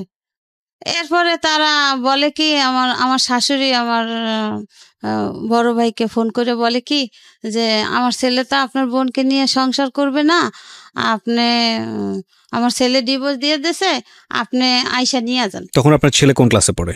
আমার ছেলে তখন 6-এ প্রথম সেমিস্টার পরীক্ষা দিতেছে। আচ্ছা, সে 12 সালে। ওকে। হ্যাঁ, এরপরে মনে করেন আমার ভাই কয় এটা কি ধরনের কথা। এটা ফোন করে কে ফোন করে বলছে? আমার শাশুড়ি ফোন করে বলছে। হ্যাঁ, ওর দাদি। আর আমার স্বামী তো সেই ডিসেম্বর মাসের তারিখটা আমার মনে নাই, সে ফোন করে বলছে যে আসসালাম থাকতে পারলাম না মা বোনের জ্বালায়, তুমি ওভাবে থাকো আর আমি চলে গেলাম, আমার জীবনে সুখ নাই। এই কথা বললে সে মনে হয় বাহিরে গিয়ে আমাকে ফোনটা দিছিল, বাংলাদেশে থেকে আর ফোন টোন দেয় নাই। তো এইভাবে গেছে, এইভাবে করতে করতে এখন আমি শুনি কি যে আমার শাশুড়ি আমার স্বামীকে বিয়ে করাবে, মেয়ে দেখতেছে, ডিভোর্সটা হয়ে গেছে। না, এর ভিতরে আমি কোনো কাগজপত্র কিছুই পাই নাই। আচ্ছা। তো আমার এদিকে আমার এক খালাতো ভাসুর আছে, এই মিরপুরে বাড়ি, সে একজন লয়ার, তার সাথে আমি কথা বলছি, প্রায় সময় কথা বলছি ভাইয়া এই ব্যাপার, এখন আমি কি করতে পারি? বলছে দেখো তোমার শ্বশুর পছন্দ করে আনছে, সে তো মারা গেছে, আর যেহেতু তোমার শাশুড়ি, এখন বাড়িটা হয়েছে তোমার শাশুড়ির, ঢাকার এই বাড়িটা আমার শাশুড়ির, এখন তোমার শাশুড়ি তোমাকে পছন্দ করে না, আর আমরা জানি যে আগেও তোমাকে পছন্দ করতো না, এখন তোমার উপরে অত্যাচারের মাত্রাটা খুবই বাইরে গেছে, এখন তোমার স্বামীও নাই, তুমি এখানে এসে কি করবা? হ্যাঁ, তার সাথে থাকো, দেখো কবে আসে বাংলাদেশে, ও আসলে তুমি আসতে পারো, কিন্তু এখন তোমার স্বামীও নাই, শ্বশুরও নাই, তুমি কার আশ্বাসে আসবা? কিন্তু সে তোমাকে রাখতে চায় না, তার ঘরে সে তোমাকে থাকতে দিবে না। ও এর ভিতরে একটা জটিল কথা রেখে গেছি ভাইয়া। কথা হয়েছে আমার শাশুড়ি আমার সাথে একে তো আমাকে পছন্দ করতো না, ঠিক আছে, আরো মনে করেন আমার যে কয়েকটা ননদ আছে বড় বড়, হ্যাঁ, ওরা না মনে করেন বিভিন্ন রকমের ছেলেদের ঘরে আইনা আড্ডা দিত, তো ওগুলো আমি পছন্দ করতাম না, তাই আমার রুমে পর্যন্ত নিয়ে যাইতো। তো আমি একদিন আমার ননদদেরকে বলি কি যে দেখো তোমরা যা করো ওই ড্রয়িং রুমে, অন্য রুমে করো, কিন্তু আমরা এই পরিবেশে বড় হই না, আর এগুলো আমার ভাল লাগে না, আমার বিছানায় কেউ আইসো না। আর শাশুড়িকে বলছি কি যে আম্মা এগুলো তো আপনার মেয়ে, এদেরকে বিয়ে দিতে হবে, আর ওরা যা করে এগুলো আবার আমার শ্বশুর পছন্দ করতো না। কি রে ভাই, সত্যি কথা বলি, এখানে বসে কেউ মিথ্যা কথা বলতে পারবে না। তো এই কাজটা করতো গিয়ে আপনার এক স্কুলের যে ব্যাচেলার স্যাররা আছে না, ব্যাচেলার ভাড়া দিত, দোতলায় ব্যাচেলার ভাড়া দিত। তো রাতের বেলা তারা টিভি ড্রয়িং রুম আছে না, ওর রুমে বসে আড্ডা গল্প গুজব করতো। পরে মনে করেন তো এখন ওই ভাসুরের সাথে আমি এইভাবে আলাপ করছি, আলাপ করার পরে মনে করেন ভাসুর আমাকে এইভাবে বললো, ডিভোর্সের পরের ঘটনা, ডিভোর্সের আগের ঘটনা? না, আমি তো ডিভোর্স পাই নাই, এই ব্যাপারে তখন ডিভোর্স হয়ে গেছে অলরেডি? আমি তো জানি না, আজও পাই নাই ভাই। মানে এই ঘটনার পরেও আপনি এগুলো কন্টিনিউ করে গেছেন? ডিভোর্স আপনাকে জানাইছে আপনার ভাইকে? তো আপনার ভাই আপনাকে বলেনি যে এটা করেছে? না, ভাই বলছে যে তোর শাশুড়ি এই কথা বলছে, সে অন্য লোক দিয়ে আর কি, ওই যে যারা রায়বাড়ি করছে না, সেই রাইবারদের মাধ্যমে যে তাদেরকে বলেন আইসা বুঝা নিতে কাবিনের টাকা টোকা। আচ্ছা, তো আপনি কি করলেন এরপরে? তো এরপরে মনে করেন এখন আমি ওই উকিলের সাথে কথা বললাম, আমার ভাসুরের সাথে। সে বলছে যে দেখো, আপনার ভাসুর আপনার উকিল? আমার উকিল না, আমার এক খালাতো ভাসুর উকিল। ওকে, আচ্ছা, তারপর? মানে তার সাথে আমি আলাপ করছি এই কথা শোনার পরে যে ভাইয়া এরকমের শুনি, বলে তুমি লোকমুখে কথা শুনবা কেন? এটা তো যদি তারা এই কাজটা করে থাকে তাহলে তো সেটা তোমার কাছে যাবে। হ্যাঁ, তুমি যাইলে পরে তুমি কিছু বলতে পারো, কিছু করতে পারো, সেটা তুমি অ্যাকসেপ্ট করলে করতে পারো, না করলে না করতে পারো, কিন্তু তুমি লোক মুখের কথা কেন শুনবা? হ্যাঁ, এটা হইতে পারে না, এটা কেন হবে? এরপরে আমি বলছি তাহলে এখন আমি কি করতে পারি? বলে দেখো তুমি ধৈর্য ধরো, তুমি এত বছর শ্বশুর বাড়ি স্বামী ছাড়া ছিল না, এখনো তুমি থাকো, যেহেতু বাপের বাড়ি দিয়ে আসছে, থাকো, ভাই বেড়াদাররা তোর ফালাই দিবে না, থাকো, দেখো ও কবে আসে, তখন তুমি আইসো। এখন যেহেতু তোমার শাশুড়ির বাড়ি, এটা তোমার স্বামীরও বাড়ি না, শ্বশুরেরও বাড়ি না, এখন যেহেতু তোমার এখানে অ্যাকসেপ্ট করতেছে না, সে পছন্দ করে না, আগেও করে না, এখনো করে না, তো এখন তুমি এখানে এসে কি করবা? যাক তুমি ওখানে থাকো। আমার ওই ভাসুর বলল যে এটা তো তুমি পাও না, তুমি লোকমুখের কথা কেন শুনবা? এটা তো যদি সত্যিকারে হয়ে থাকে তুমি তো এটা পাবা, তোমার কাছে যাবে, পিয়ন নিয়ে যাবে। হ্যাঁ, যাক ভালো কথা। এরপরে সে 15 সালে আসছে, আমার স্বামী 15 সালে আসছে, সেই 12 সালে যাইয়া আবার 15 সালে আসছে। আসার পরে আমি মনে করেন লোকের কাছে শুই না, আমি ছেলেকে নিয়ে আয়সা পড়ছি। আয়সা শুনি কি যে সে যেদিন আসছে তার পরের দিনে আমার শাশুড়ি তাকে লুকাইছে, মানে আমি জানি আসলে না পাই বা বাড়িতে না উঠতে পারি, এই জন্য সে কুয়াকাটা তার বোন আছে, বোনদের বাড়ি পাঠাই দিছে। আচ্ছা, লুকানোর পরে কি হয়েছে? এরপরে আমি মনে করেন তাদেরই আত্মীয় স্বজনরা আমারে ফোন করে বলছে যে ও তো আসছে, ও এরকমের এইখানে আছে, তো যেহেতু তুমি ঢাকাতে যাইতে নিয়েও শুনলা যে নাই, তো তুমি তোমার স্বামীর কাছে যাইতে পারো, গিয়ে দেখো যে কি বলে। এরপরে আমারে তারা ঠিকানা দিল, যাদের বাড়ি আছে তারই ভাই আমারে ঠিকানা দিল যে ভাবি তোমার তো ছেলে বড় হয়েছে, তোমার ভয় কি, তুমি ছেলে নিয়ে যাও ভাইয়ার মুখোমুখি হও, কি বলে সেটা বলুন। এরপরে ভাই আমি সেই কুয়াকাটা আমার এই ছেলে নিয়ে গেলাম। যাইয়ে দেখি কি যে সে শোয়া, সে ওইখানের এক আর্মিতে আগে চাকরি করতো, সে রিটায়ার্ড, ওই এক বুড়া আঙ্কেলকে নিয়ে গেলাম। নিয়ে যাওয়ার পরে আঙ্কেল জিজ্ঞাসা করলো যে তুমি কি এই মহিলাকে চিনো, তুমি কোথা থেকে আসছো? কয় আমার বাড়ি ঢাকা। বলে তাহলে তুমি কি এই ছেলেটা এই মহিলা চিনো? কয় হ্যাঁ। কারা কারা? কয় আমার স্ত্রী সন্তান। আমার স্ত্রী সন্তান? কয় তোমার স্ত্রী সন্তান শিওর? কয় হ্যাঁ। কয় তাইলে তুমি স্ত্রী সন্তান তোমাকে খুঁজতে আসছে কেন, তুমি এখানে কেন? বলে আমি খালার বাসায় বেড়াইতে আসছি। হ্যাঁ, বলছে বেড়াইতে আসছো, তাহলে তোমার স্ত্রী সন্তান তোমাকে খোঁজে কেন? তা স্ত্রী সন্তান কোথায় থাকে? বলে সে তার বাবার বাড়ি থাকে। তাহলে তুমি কোথায় থাকো? তাহলে আমি তো বিদেশি ছিলাম, আমি আসছি, আমি আয়সা খালার বাড়িতে আসছি, খালা তো ভাইয়ের বাড়িতে আসছি, বেড়াইতে আসছি। বেড়াইতে আসছো, বউয়ের সাথে যোগাযোগ করো নাই? বলে যে না, আমার মা নিষেধ করছে। এটা কি মা ভক্তি নাকি কি বলবো এটাকে জানি না, মানে স্টুপিডিটির একটা সীমা থাকা উচিত। হ্যাঁ বলেন তারপর। এরপরে মনে করেন লুকাইয়া এরপরে ওইখানের লোকজন, ওই আর্মির যে ওই কাকা মনে করেন আরো লোকজন ডাকছে, বা ওই যে খালাতো ভাইয়ের বাসায় গেছে, মানে হেরা ভাই বোনা, ওরা ভাই বোনেরা সবাই বসছে। বসার পরে বলছে যে তুই এইভাবে লুকোচুরি কেন করো, তুই কি বউ রাখবি না রাখবি না? বলে কি যে না, আমি তো আমার মায় তো আমার বিয়ে করাইবে, আমি তো এরে নিয়ে বাসায় উঠতে পারবো না, আমার মায় এরে নিয়ে বাসায় উঠতে দেবে না। তাহলে তুই কি করবি? ওই আর্মি কাকা জিগে তাহলে তুমি কি করবা? তুমি কি এই বউ নেবা না কি আমরা পুলিশ খবর দিব তোমাকে? এখন বলে কি না না কাকা আমি নেব, আমি আমার স্ত্রী সন্তান নেব। এই কইয়া ঠিক আছে, মিল টিল হয়ে গেছে। সেই বিকালবেলা তখন আর কি ওর মায়ের ফোন দিছে, ওই কাকাই ওর বাবার নাম্বার দিয়ে ফোন দিছে। ফোন দেওয়ার পরে ওর মা ওর দাদি বলে কি যে ও যদি ওই বউ নিয়ে আসে আমি আমার ঘরে উঠতে দেব না। আমি ও বউ আগেও মানি না, এখনো মানি না, এখন তো মানার কোনো প্রশ্নই আসে না। আমি তো বউ বের করেই দিছি বাড়ি থেকে, আমি কি বাড়িতে উঠানোর জন্য বের করছি? আমি তো বের করার জন্যই বের করছি। আমি মানি না, আমি আমার ছেলেকে আমার পছন্দ মতো বিয়ে করাবো। এরপরে তারা জিজ্ঞাসা করলো যে তোমার মা তো এটা বললো, এখন এটা তো তোমার স্ত্রী, তোমার সন্তান, তোমার মা কি করলো ওটা তো দেখার দরকার নাই, তোমারটা তোমাকে বুঝে নিতে হবে। বলছে হ্যাঁ আমি স্ত্রীর সন্তান নিয়ে ঢাকাতে যাব। ঠিক আছে, ভালো কথা। এরপরে তারে শিখাইয়া দিল না কি করলো, সে সন্ধ্যার পরে সারাদিন এই ছেলে নিয়ে ঘুরলো, আমার সাথে কথা বললো, কথা বলার পরে সে সন্ধ্যার পরে ওখান থেকে পালাই আইসা পড়ে। আমাকে আমার ছেলেকে রাইখা ওখান থেকে তার ওই খালাতো ভাইয়ের বাসা থেকে পালাই আইসা পড়ে। এখন তারে ফোন দেয়, তার ফোন বন্ধ। সে পালাইয়া আইসা কোথায় আসে?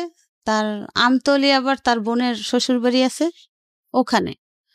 এরপরে আবার আমি খুঁজতে খুঁজতে খুঁজতে খুঁজতে সেই 15 সালে কোরবানির সময় আমি খুঁজতে খুঁজতে ছেলে নিয়ে আবার তার কাছে গেছি যে কিভাবে আমি চাইছি যে আমার এত বছরের সংসার, আমার ছেলেটা বড় হয়ে যায়, আমার সংসারটা ঠিক থাকুক, আমার ছেলেটার মান সম্মান ঠিক থাকুক, সে সমাজে মাথা বড় হয়ে সে বাঁচুক, সে ভালো একটা স্কুল কলেজে লেখাপড়া করুক। এই আমি তাকে নিয়ে আসলাম, সে আমাদের সাথে আসলো, আয়সা সপ্তাহখানে ছিল। আমার বোনের বাসায় বেড়াইছি তাকে নিয়ে। এরপরে আমি হেদের বাড়িতে গেছি। হেদের বাড়িতে যাওয়ার পরে হ্যার মা আমার চাচি শাশুড়ির ফোন দিয়ে বলে যে ওরা জিজ্ঞাসা করেন যে ও কি আমার সম্পত্তি চায় না ওর স্ত্রী সন্তান চায়। ও যদি আর স্ত্রী সন্তান গ্রহণ করে তাইলে আমি ওকে আমার সম্পত্তির এক কানা করেও দেব না। এরপরে সে রাতের বেলা এক জায়গায় শুই, ছেলে নিয়ে শোয়, আমি শুই। এটা কি মানে আপনার শ্বশুর বাড়িতেই আপনারা একসঙ্গে থাকছিলেন আলাদা আলাদা করে? হ্যাঁ, শ্বশুর বাড়ি বরিশালে, কাশীপুর। এরপরে সে ফজরের আজান দেয়, তখন আমাকে বলে কি তানভীর মা ওঠো, নামাজ পড়বো না? আমি বলছি হ্যাঁ নামাজ পড়বো। এই কথাটা বললে সে কিবরিয়া ভাই সে যে বাহিরে নামে আর সে ঘরে ফিরে না। এরপর সে পালাইয়া ডাকাতে আইসা পড়ে, আমাকে আমার ছেলেকে ওখানে রেখা। এখন আমার চাচি শাশুড়ি বলে কি, আমার সেই চাচা শ্বশুর বাহিরে থাকে থাইল্যান্ডে। এখন আমার চাচি শাশুড়ি বলে কি যে তোমরা বাড়িতে চলে যাও, আমি ঢাকা যাব। এদিকে তার আবার আমার চাচাতো দেবর একটা মেয়ে নিয়ে ঢাকাতে এসে পড়ছে, এই খবর জানতে পারছে, এখন সে ঢাকাতে আসবে। এখন আমি কার কাছে থাকবো? এরপর আমি আমার বাবার বাড়ি চলে যাই। যাওয়ার পরে মানে সপ্তাহখানে পরে আমাকে একজনে ফোন দিয়ে বলে কি যে তুমি দেশে আছো, তোমার স্বামী বিয়ে করে বউ নিয়ে আসছে। আমার শাশুড়ি অলরেডি সে নিজে দাঁড়াই থেকে তাকে বিয়ে করায়। আমার শাশুড়ি নিজে দাঁড়াই থেকে বিয়ে করে? মানে আপনি ছিলেন ওই সময়? আমি তো বাড়িতে মানে আপনার নিজের বাড়িতে, মায়ের বাড়িতে? হ্যাঁ, আমি আমার মায়ের বাড়িতে। ওকে। এখন আমাকে একজন ফোন করে বলে যে ওদেরই বাড়ির এক ভাড়াটিয়া বলে যে ভাবি তুমি দেশে কি করো, তোমার স্বামী দিয়ে বিয়ে করে আর একটা বউ আনছে। এরপরে আমি কথাটা শুনে আমি ছেলেরে বললাম কি তানভীর তোর বাবা তো বাড়িতে, হ্যাঁ তাই তোর বাবা নাকি বিয়া করছে, তোর দাদি বিয়া করাইছে, বউ আনছে। ছেলে বলে কি চলো আমরা যাই বাড়িতে। এই 15 সালে কি রে ভাই। এরপরে বাড়িতে আসছি। এর আগে আমার স্বামী আসার বাংলাদেশে আসছে সেই কথা শুই না আমি বাড়িতে আরো একবার আসছি যে আমার শাশুড়ি আমার স্বামীকে আমার সন্তানের মুখোমুখি হতে দেয় নাই। সে ঘর থেকে যখনই আমরা দরজা নক করছি লুকিং গ্লাস দিয়ে দেখে সে অন্য রুম দিয়ে সরাই দিয়েছে, কইছে বউ বাচ্চার সামনে তুই যাবি না, তুই ঘর থেকে বের হয়ে যা। আমরা এক দরজা রুমে ঢুকছি, আর এক দরজা খুলে দিয়ে সে বাইরে বের করে দিয়েছে। আগে বিয়ে হয়ে গেছে। এরপর বিয়ে করে বউ আনছে। পরে আমি গেছি আমার ছেলেকে নিয়ে, দুপুরবেলা যাই উঠছি। সে শুক্রবার দিন বউ নিয়ে আসছে, আমি এর পরের দিনই শনিবার দিন যাই আবার বাসায় উঠছি। বাসায় ওঠার পরে ছেলে জিজ্ঞাসা করে আবু ওই মহিলাকে? বলে কে? তোর একটা আন্টি। কয় আন্টি কোথা থেকে আসলো? কেমন আন্টি? বলে কি যে তোর আন্টি। কয় আন্টির পরিচয় তো দিবা, আন্টি কিরকমের আন্টি, কোথাকার আন্টি, কই থেকে আসছে? এখন সে কথা বলে না। এখন আমার ওর দাদি ওইটা বলে কি যে এটা তোর আব্বু বিয়া করছে, তোর আব্বুরে বিয়া করাইছি। ওই সেই মেয়ে নাকি নতুন কোনো বউ? নতুন অন্য কোনো মেয়ে। আচ্ছা। তোর বাপেরে বিয়া করাইছি, আমি বিয়া করাইছি, তোর সমস্যা কি? এবার ও বলে কি যে আমার সমস্যা কি মানে আমার মা থাকতে আমার বাপ আর একটা বিয়ে করবে কেন? কারণ কি? আমার বাপ তো এত বছর ছিল না, এখন বাংলাদেশে আইসা সে পাগলামি কেন করবে? কি কারণ? আমি তো বড় হয়েছি, তার কিছু প্রশ্ন থাকলে সে আমাকে করতে পারে। তো কয় তুই ছেলে মানুষ, তোর দ্বারা কইব কি? একটা পুরুষ মানুষ 5টা বিয়ে করতে পারে, সমস্যা নেই। বলছে বিয়ে করতে পারে, ভালো কথা। আমার মায়ের তো অনুমতি নেবে, আমার মায়ের কাছে সাজেশন নেবে না সে? আমার মা যদি বলে তাহলে সে বিয়ে করবে, তা না হলে সে কিভাবে বিয়ে করে? কত ছেলে মানুষ, তোর কাছে এত কথা বলবো কি? যা তুই প্রসেসর। এখন আমার স্বামীরে ওর বাবারে সে ঘর থেকে বের করে দেয়। কে বের করে দেয়? ওর দাদি। আচ্ছা। এখন আমরা যেহেতু উপস্থিত হয়েছি, এখন একটা ঝামেলা হইতে পারে। হ্যাঁ, তো ওরে বারবার কাকি তুই যা, ও সামনে গিয়ে দাঁড়াইছে, আব্বু তুমি কোথায় যাও? আমি একটু বাহিরে যাই, কাজ আছে। ঠিক আছে, তোমার বাহিরে কোথায় কাজ, চলো আমি তোমার সাথে যাব। ওর দাদি ওরে টাইনা ধরে, কেন তুই যাবি? ও যাইবো ওর কাজে, তোর সমস্যা কি? তুই কই যাবি? তুই ওই পাশে যাইয়ে ব। এইভাবে করতে করতে মনে করেন এখন ওর বাবারে যখন এক পর্যায়ে ও ঘর থেকে বের হইতে না দেয়, ওই মুহূর্তে আমার মেজ ননদের মেয়ের জামাই, সে গাজীপুরে সমরাস্ত্র কারখানায় চাকরি করে, ওরাও উপস্থিত ছিল ওখানে। তো ওরে রুমের ভিতরে টাইনা নিয়া এর ভিতরে আমার শাশুড়ি আমার রুমের ভিতরে টাইনা নিয়া আমার আচ্ছা মতো মারছে। এরপরে ওই তার মেয়ের নাতি জামাই ওরে ঘুষিয়েতে ঘুষিয়েতে ওরে বিছানার উপরে বেউস করে ফেলাইছে। এভাবে মারধর করিয়া রুমের ভিতরে তালা মেরে দিয়া তারা থানায় যাইয়ে পুলিশ নিয়ে আসছে। পুলিশ নিয়ে আসছে, কি কি সমস্যা, কি প্রমাণ, কি অবস্থা, কেন পুলিশ? এখন বলে কি যে আমরা এই বউ সাইডে দিছি, এরপরে বউ আইয়া জ্বালাতন করে, আমাদের বউ আইয়া আমাকে ডিস্টার্ব করে। এরপরে এলাকার লোকজনও কিছু কিছু আসছে, আইসা আমারে জিজ্ঞাসা করছে। এরপর আমি বলছি যে কাকা এই ব্যাপার, আমার এরকমের অসুস্থ ছিলাম, আমার দেশে দিয়ে আসছে, আমার শ্বশুর মারা যাওয়ার পরে, আপনারা তো সবই জানেন এলাকার লোক, তো এখন আমি আসছি, আমি আরো 2 বার আসছি, তখনও আমার ঘরে উঠতে দেয় না আমার শাশুড়ি, আমার স্বামী লুকায়ে লুকায়ে গেছে, আমি এইভাবে তারে খুঁজে খুঁজে আনছি, এখন সে আইসা বিয়া করছে। হ্যাঁ, এখন আমার সাথে এরকমের হয়েছে, তোমার সাথে কি কোনো ডিভোর্স হয়েছে? আমি বলছি না কাকা, আমি এরকমের কোনো প্রমাণ, কোনো কাগজ আমি পাই নাই। বলছে কত বছর? আমি বলছি এই যে তানভীরের দাদা মারা যাওয়ার পর থেকে 12 সাল থেকে এই ঘটনা। তো এরপরে এরা জিজ্ঞাসা করছে, পুলিশ জানছে, পুলিশেরা জিজ্ঞাসা করছে যে আপনারা কি ডিভোর্স দিয়েছেন, তাহলে তার কাগজ কই, কাগজ দেন, আপনাদের কাছে কি কাগজ আছে? আমাকে জিজ্ঞাসা করছে আপনি কি এরকম কোনো কাগজ পাইছেন? আমি বলছি জি না স্যার, আমার স্বামী যাওয়ার সময় আমাকে এই কথা বইলে গেছে, এরপর আর তার সাথে আমার কোনো যোগাযোগ নাই, সে আমাকে কোনো খোঁজ খবর নেয় নাই, এখন আমি আসছি, তারা আমার সাথে এরকম ব্যবহার করতেছে। এরপরে তারা কি একটা কাগজ দেখাইলো, দেখানোর পরে ওই পুলিশরাই বলতেছে যে আপনারা যে ডিভোর্স করছেন, এখানে তো মেয়ের সিগনেচার থাকবে, তারপরে মেয়ের দেনা পাওনা কি আপনারা শোধ করছেন? আমার শাশুড়ি বলে কি যে তারে সাচ্ছি, সে নেয় নাই। এরপরে একজন মুরব্বী আছে, মুরব্বী বলে এটা কি মগের মুল্লুক যে তোমরা তারে বলছো যে সাইডে দিছো, হেইতে হইয়া গেছে, তোমরা তারে কাবিনের টাকা সাচ্ছ, কাবিনের টাকা তো তোমাদের সারতে হবে না, তোমরা যদি ডিভোর্স দিয়ে থাকো তাহলে এরা তো সে আইনতভাবে এমনি পেয়ে যাবে, আইনতভাবে সে পাবে, সে কাগজে সিগনেচার করুক বা না করুক সেটা আইন কথা। এরপরে মনে করেন হেরা ওইভাবে মাইরা টাইরা যে দক্ষিণখান থানায় তারা টাকা দিয়ে আসছে যাতে আমি কোনো কেস মামলা কিছু না করতে পারি।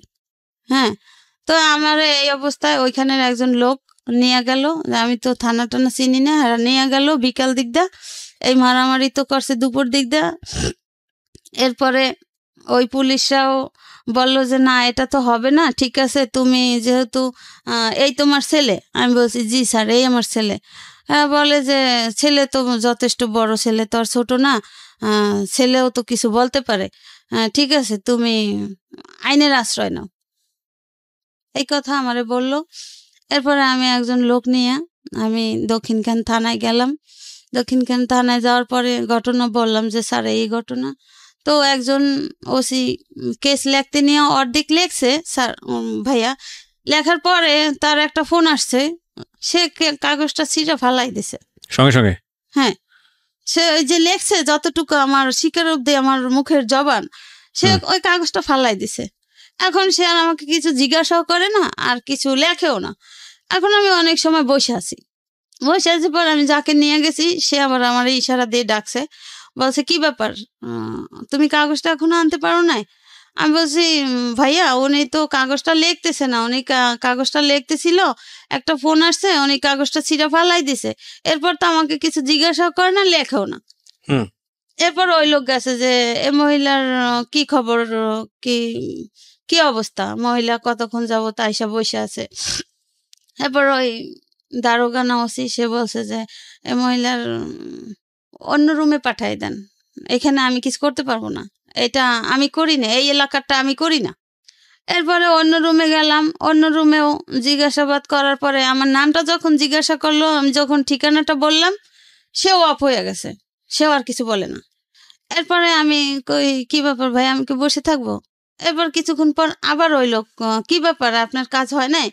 আমি বলছি না, উনি তো কিছু বলে না, উনি তো কিছু করতেছে না।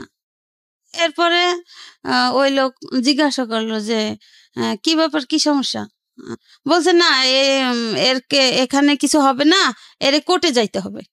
তখন ডিসেম্বর মাস, এর কোর্টে যাইতে হবে। তা কোর্টে কিভাবে যাব? কোর্টে কেন? যে এর মীমাংসা হইতে হলে তার কোর্টে যাইতে হবে। কারণ আমার সাথে তো, আমি তো ছেলে নিয়ে গেছি, আমার সাথে তো আর কেউ নাই, আর আমি এখন কোর্টে কিভাবে যাব? এরপরে যাই হোক, এদিকে আমার ছোট ননদের হাজবেন্ড আমার ফোনে ফোনে বলতো যে ভাবি তুমি ওই জায়গায় যাও, ওই জায়গায় যাও। হ্যাঁ, কিন্তু এটা ছিল তাদের সম্পূর্ণই, আমার ননদের হাজবেন্ড যে আমাকে বলতো, আমি তো ভাবতাম যে হয়তো একটা সংসারের কেউ ভালোবাসে, কেউ ভালোবাসে না, এটাই স্বাভাবিক, একজন না একজন তো সাথে আছে। তো এর কথা মতো আমি কাজ করতাম, কিন্তু পরে জানতে পারলাম যে এরা সম্পূর্ণ তাদের সাজানো। আচ্ছা। এরপরে মনে করেন এই যে গেলাম, মাইটের খাইয়া আর কিছু করতে পারলাম না। এবার ছেলে নিয়ে দেশে চলে গেলাম। দেশে যাই এভাবে করে ছেলের এসএসসি পাস করাইলাম। এখন ছেলে কলেজে পড়ে, আর আমার স্বামী সেই যে গেছে আর আসে নাই। এখন আর সে বাংলাদেশে আসে নাই, আর এই পর্যন্ত কোনো যোগাযোগও নাই, ছেলেরও কোনো খোঁজ খবর নেয় না। আমি ভাই ছেলেটা নিয়ে অনেক সমস্যা আছে, যে মনে করেন আমার বাবা মা নাই, আমার ভাই বেরাদাররা যার যার সংসার নিয়ে ব্যস্ত, আমি ছেলেটাকে নিয়ে কিভাবে মানুষ করি? আর আমি একটা স্কুলে চাকরি করি, সেখানে সামান্য কিছু বেতন পাই। ডিভোর্স হয়েছে আপনার কবে, কত সালে এটা? তারা বলতেছে যে সেই 12 সাল। এখন আপনি কোনো কাগজপত্র পান নাই? না। আর এত ঝামেলা যে হয়েছে, আমি যে গেছি তারা কোনো কাগজ দেখাইতে পারে নাই। ওই যে কাগজটা দেখাইছে, তারা তো বলছে যে এটা তো ডুপ্লিকেট কাগজ, আপনাদের এখানে তো তার সিগনেচার থাকবে বা তার দেনা পাওনা পরিশোধ করবেন, আর এটা আপনারা সাধবেন কেন? এটা তো আপনারা যদি কত টাকা ছিল দিলমোহর? হ্যাঁ, কত টাকা ছিল? আমার দিলমোহর 1 লাখ টাকা করছিল। আপনি পুলিশ ছাড়া আপনি কোর্টে যাননি কেন? স্যার আমি কোর্টে গেছি, আমি মনে করেন ওই ননদের, আমি তো তখন চিনি না আমি কোথায় যাব। তো ওই ননদের, ছোট ননদের হাজবেন্ড আমাকে বলছে কি যে জজ কোর্ট না। আচ্ছা, আপনার ছেলেকে আমি একটু ফ্লোর দিই। তোমার আম্মা যে বিষয়গুলো এখানে বললো সব তো তুমি জানো? জি। বা তার চেয়ে অনেক বেশি কিছু জানো, হয়তো সময়ের অল্পতার কারণে সে অনেক কম বলছে। তো তুমি কি চাও আগে সেটা আগে বলো আমাকে। তোমার সঙ্গে তোমার বাবার কথা হয়? আমি আমার বাবার সাথে অনেকবার কন্ট্যাক্ট করার চেষ্টা করছি, বাট আমি করতে পারি নাই। আমার বাবাও করে নাই, আমার ফ্যামিলিরাও আমার সাথে করতে দেয় নাই।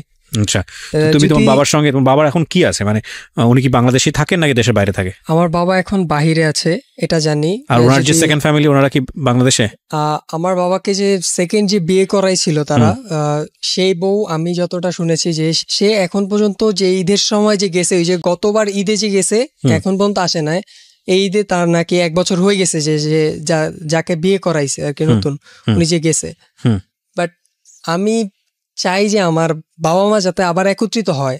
আমার একজন ফুফা আছে।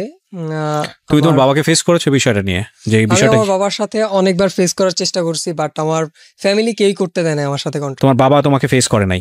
হ্যাঁ, আমার ফ্যামিলিও করতে দেয় না। আমার বাবা যদি করতে চাইছে, আমার দাদি ফুপি ওনারা কেউই করতে দেয় না। বিশেষ করে আমার একটা ফুফাতো ভাই আছে, ও বিশেষ করে করতে দেয় নাই। আর আমি যতবার বুঝলাম না, তুমি তো বয়স পড়া, তোমার বয়স কত? আমার বয়স এখন 20 বছর। তুমি বুঝো না বিষয়টা, রিয়েলিটিটা তুমি বুঝো না। তোমার বাবার, আমি সরি টু সে, তোমার বাবা, তারপর আমি তোমার জায়গা থেকে নিশ্চয়ই অনেক রেসপেক্ট আছে। মানে একটা পুরুষের তো মেরুদণ্ড থাকে, আমি এভাবেই বলতে বাধ্য হচ্ছি।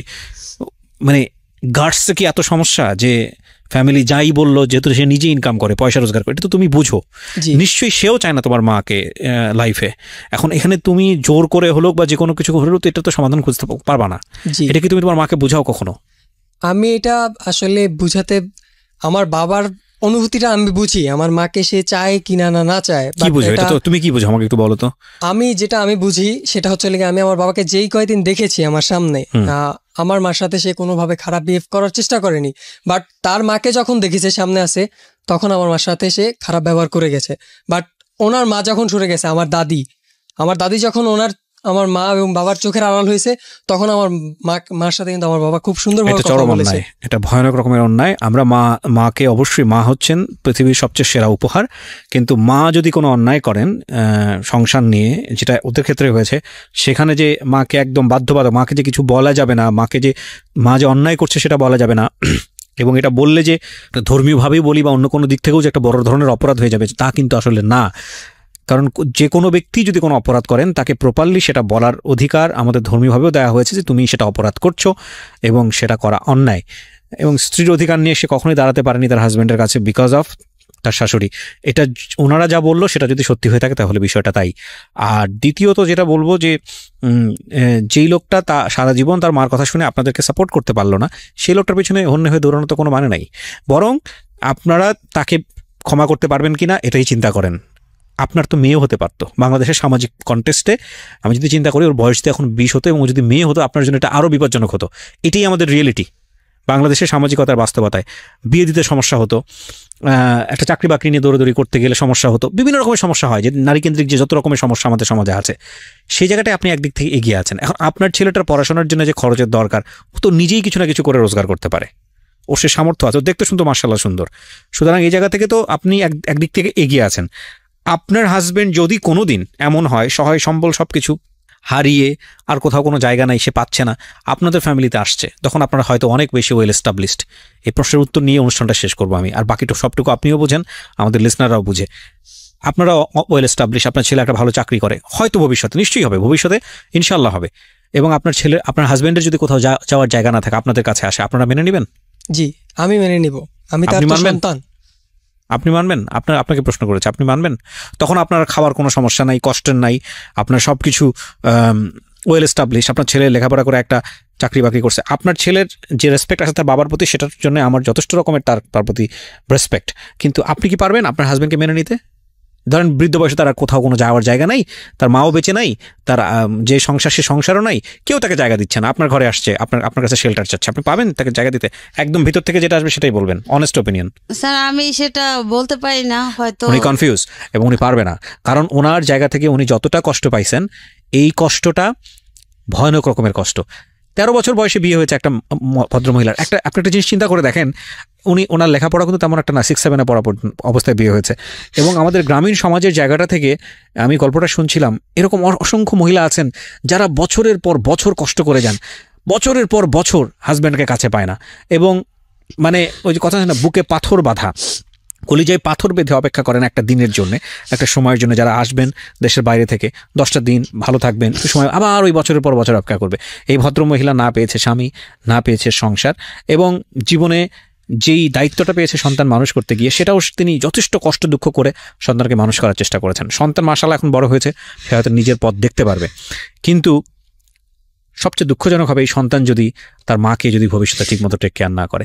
আপনি আমাকে এটা বলেন তো, আরেকটা প্রশ্ন আপনাকে করি, আপনার সন্তান যদি এরকম একটা বিয়ে করে, যে সে বিয়ে করার পরে সে বায়াসড হয়ে গেল তার স্ত্রীর প্রতি, এবং তার স্ত্রী চাচ্ছে আপনার কাছ থেকে তাকে দূরে সরাইতে, এবং সে দূরেই সরাই নিয়ে গেল, আপনার ফিলটা কি হবে? ভয়ানক হবে আমি জানি, কিন্তু আপনি যদি তার ওয়াইফকে সহ্য করতে না পারেন, আপনি কি আপনার সন্তানকে তার ওয়াইফের কাছ থেকে সরাবেন? না।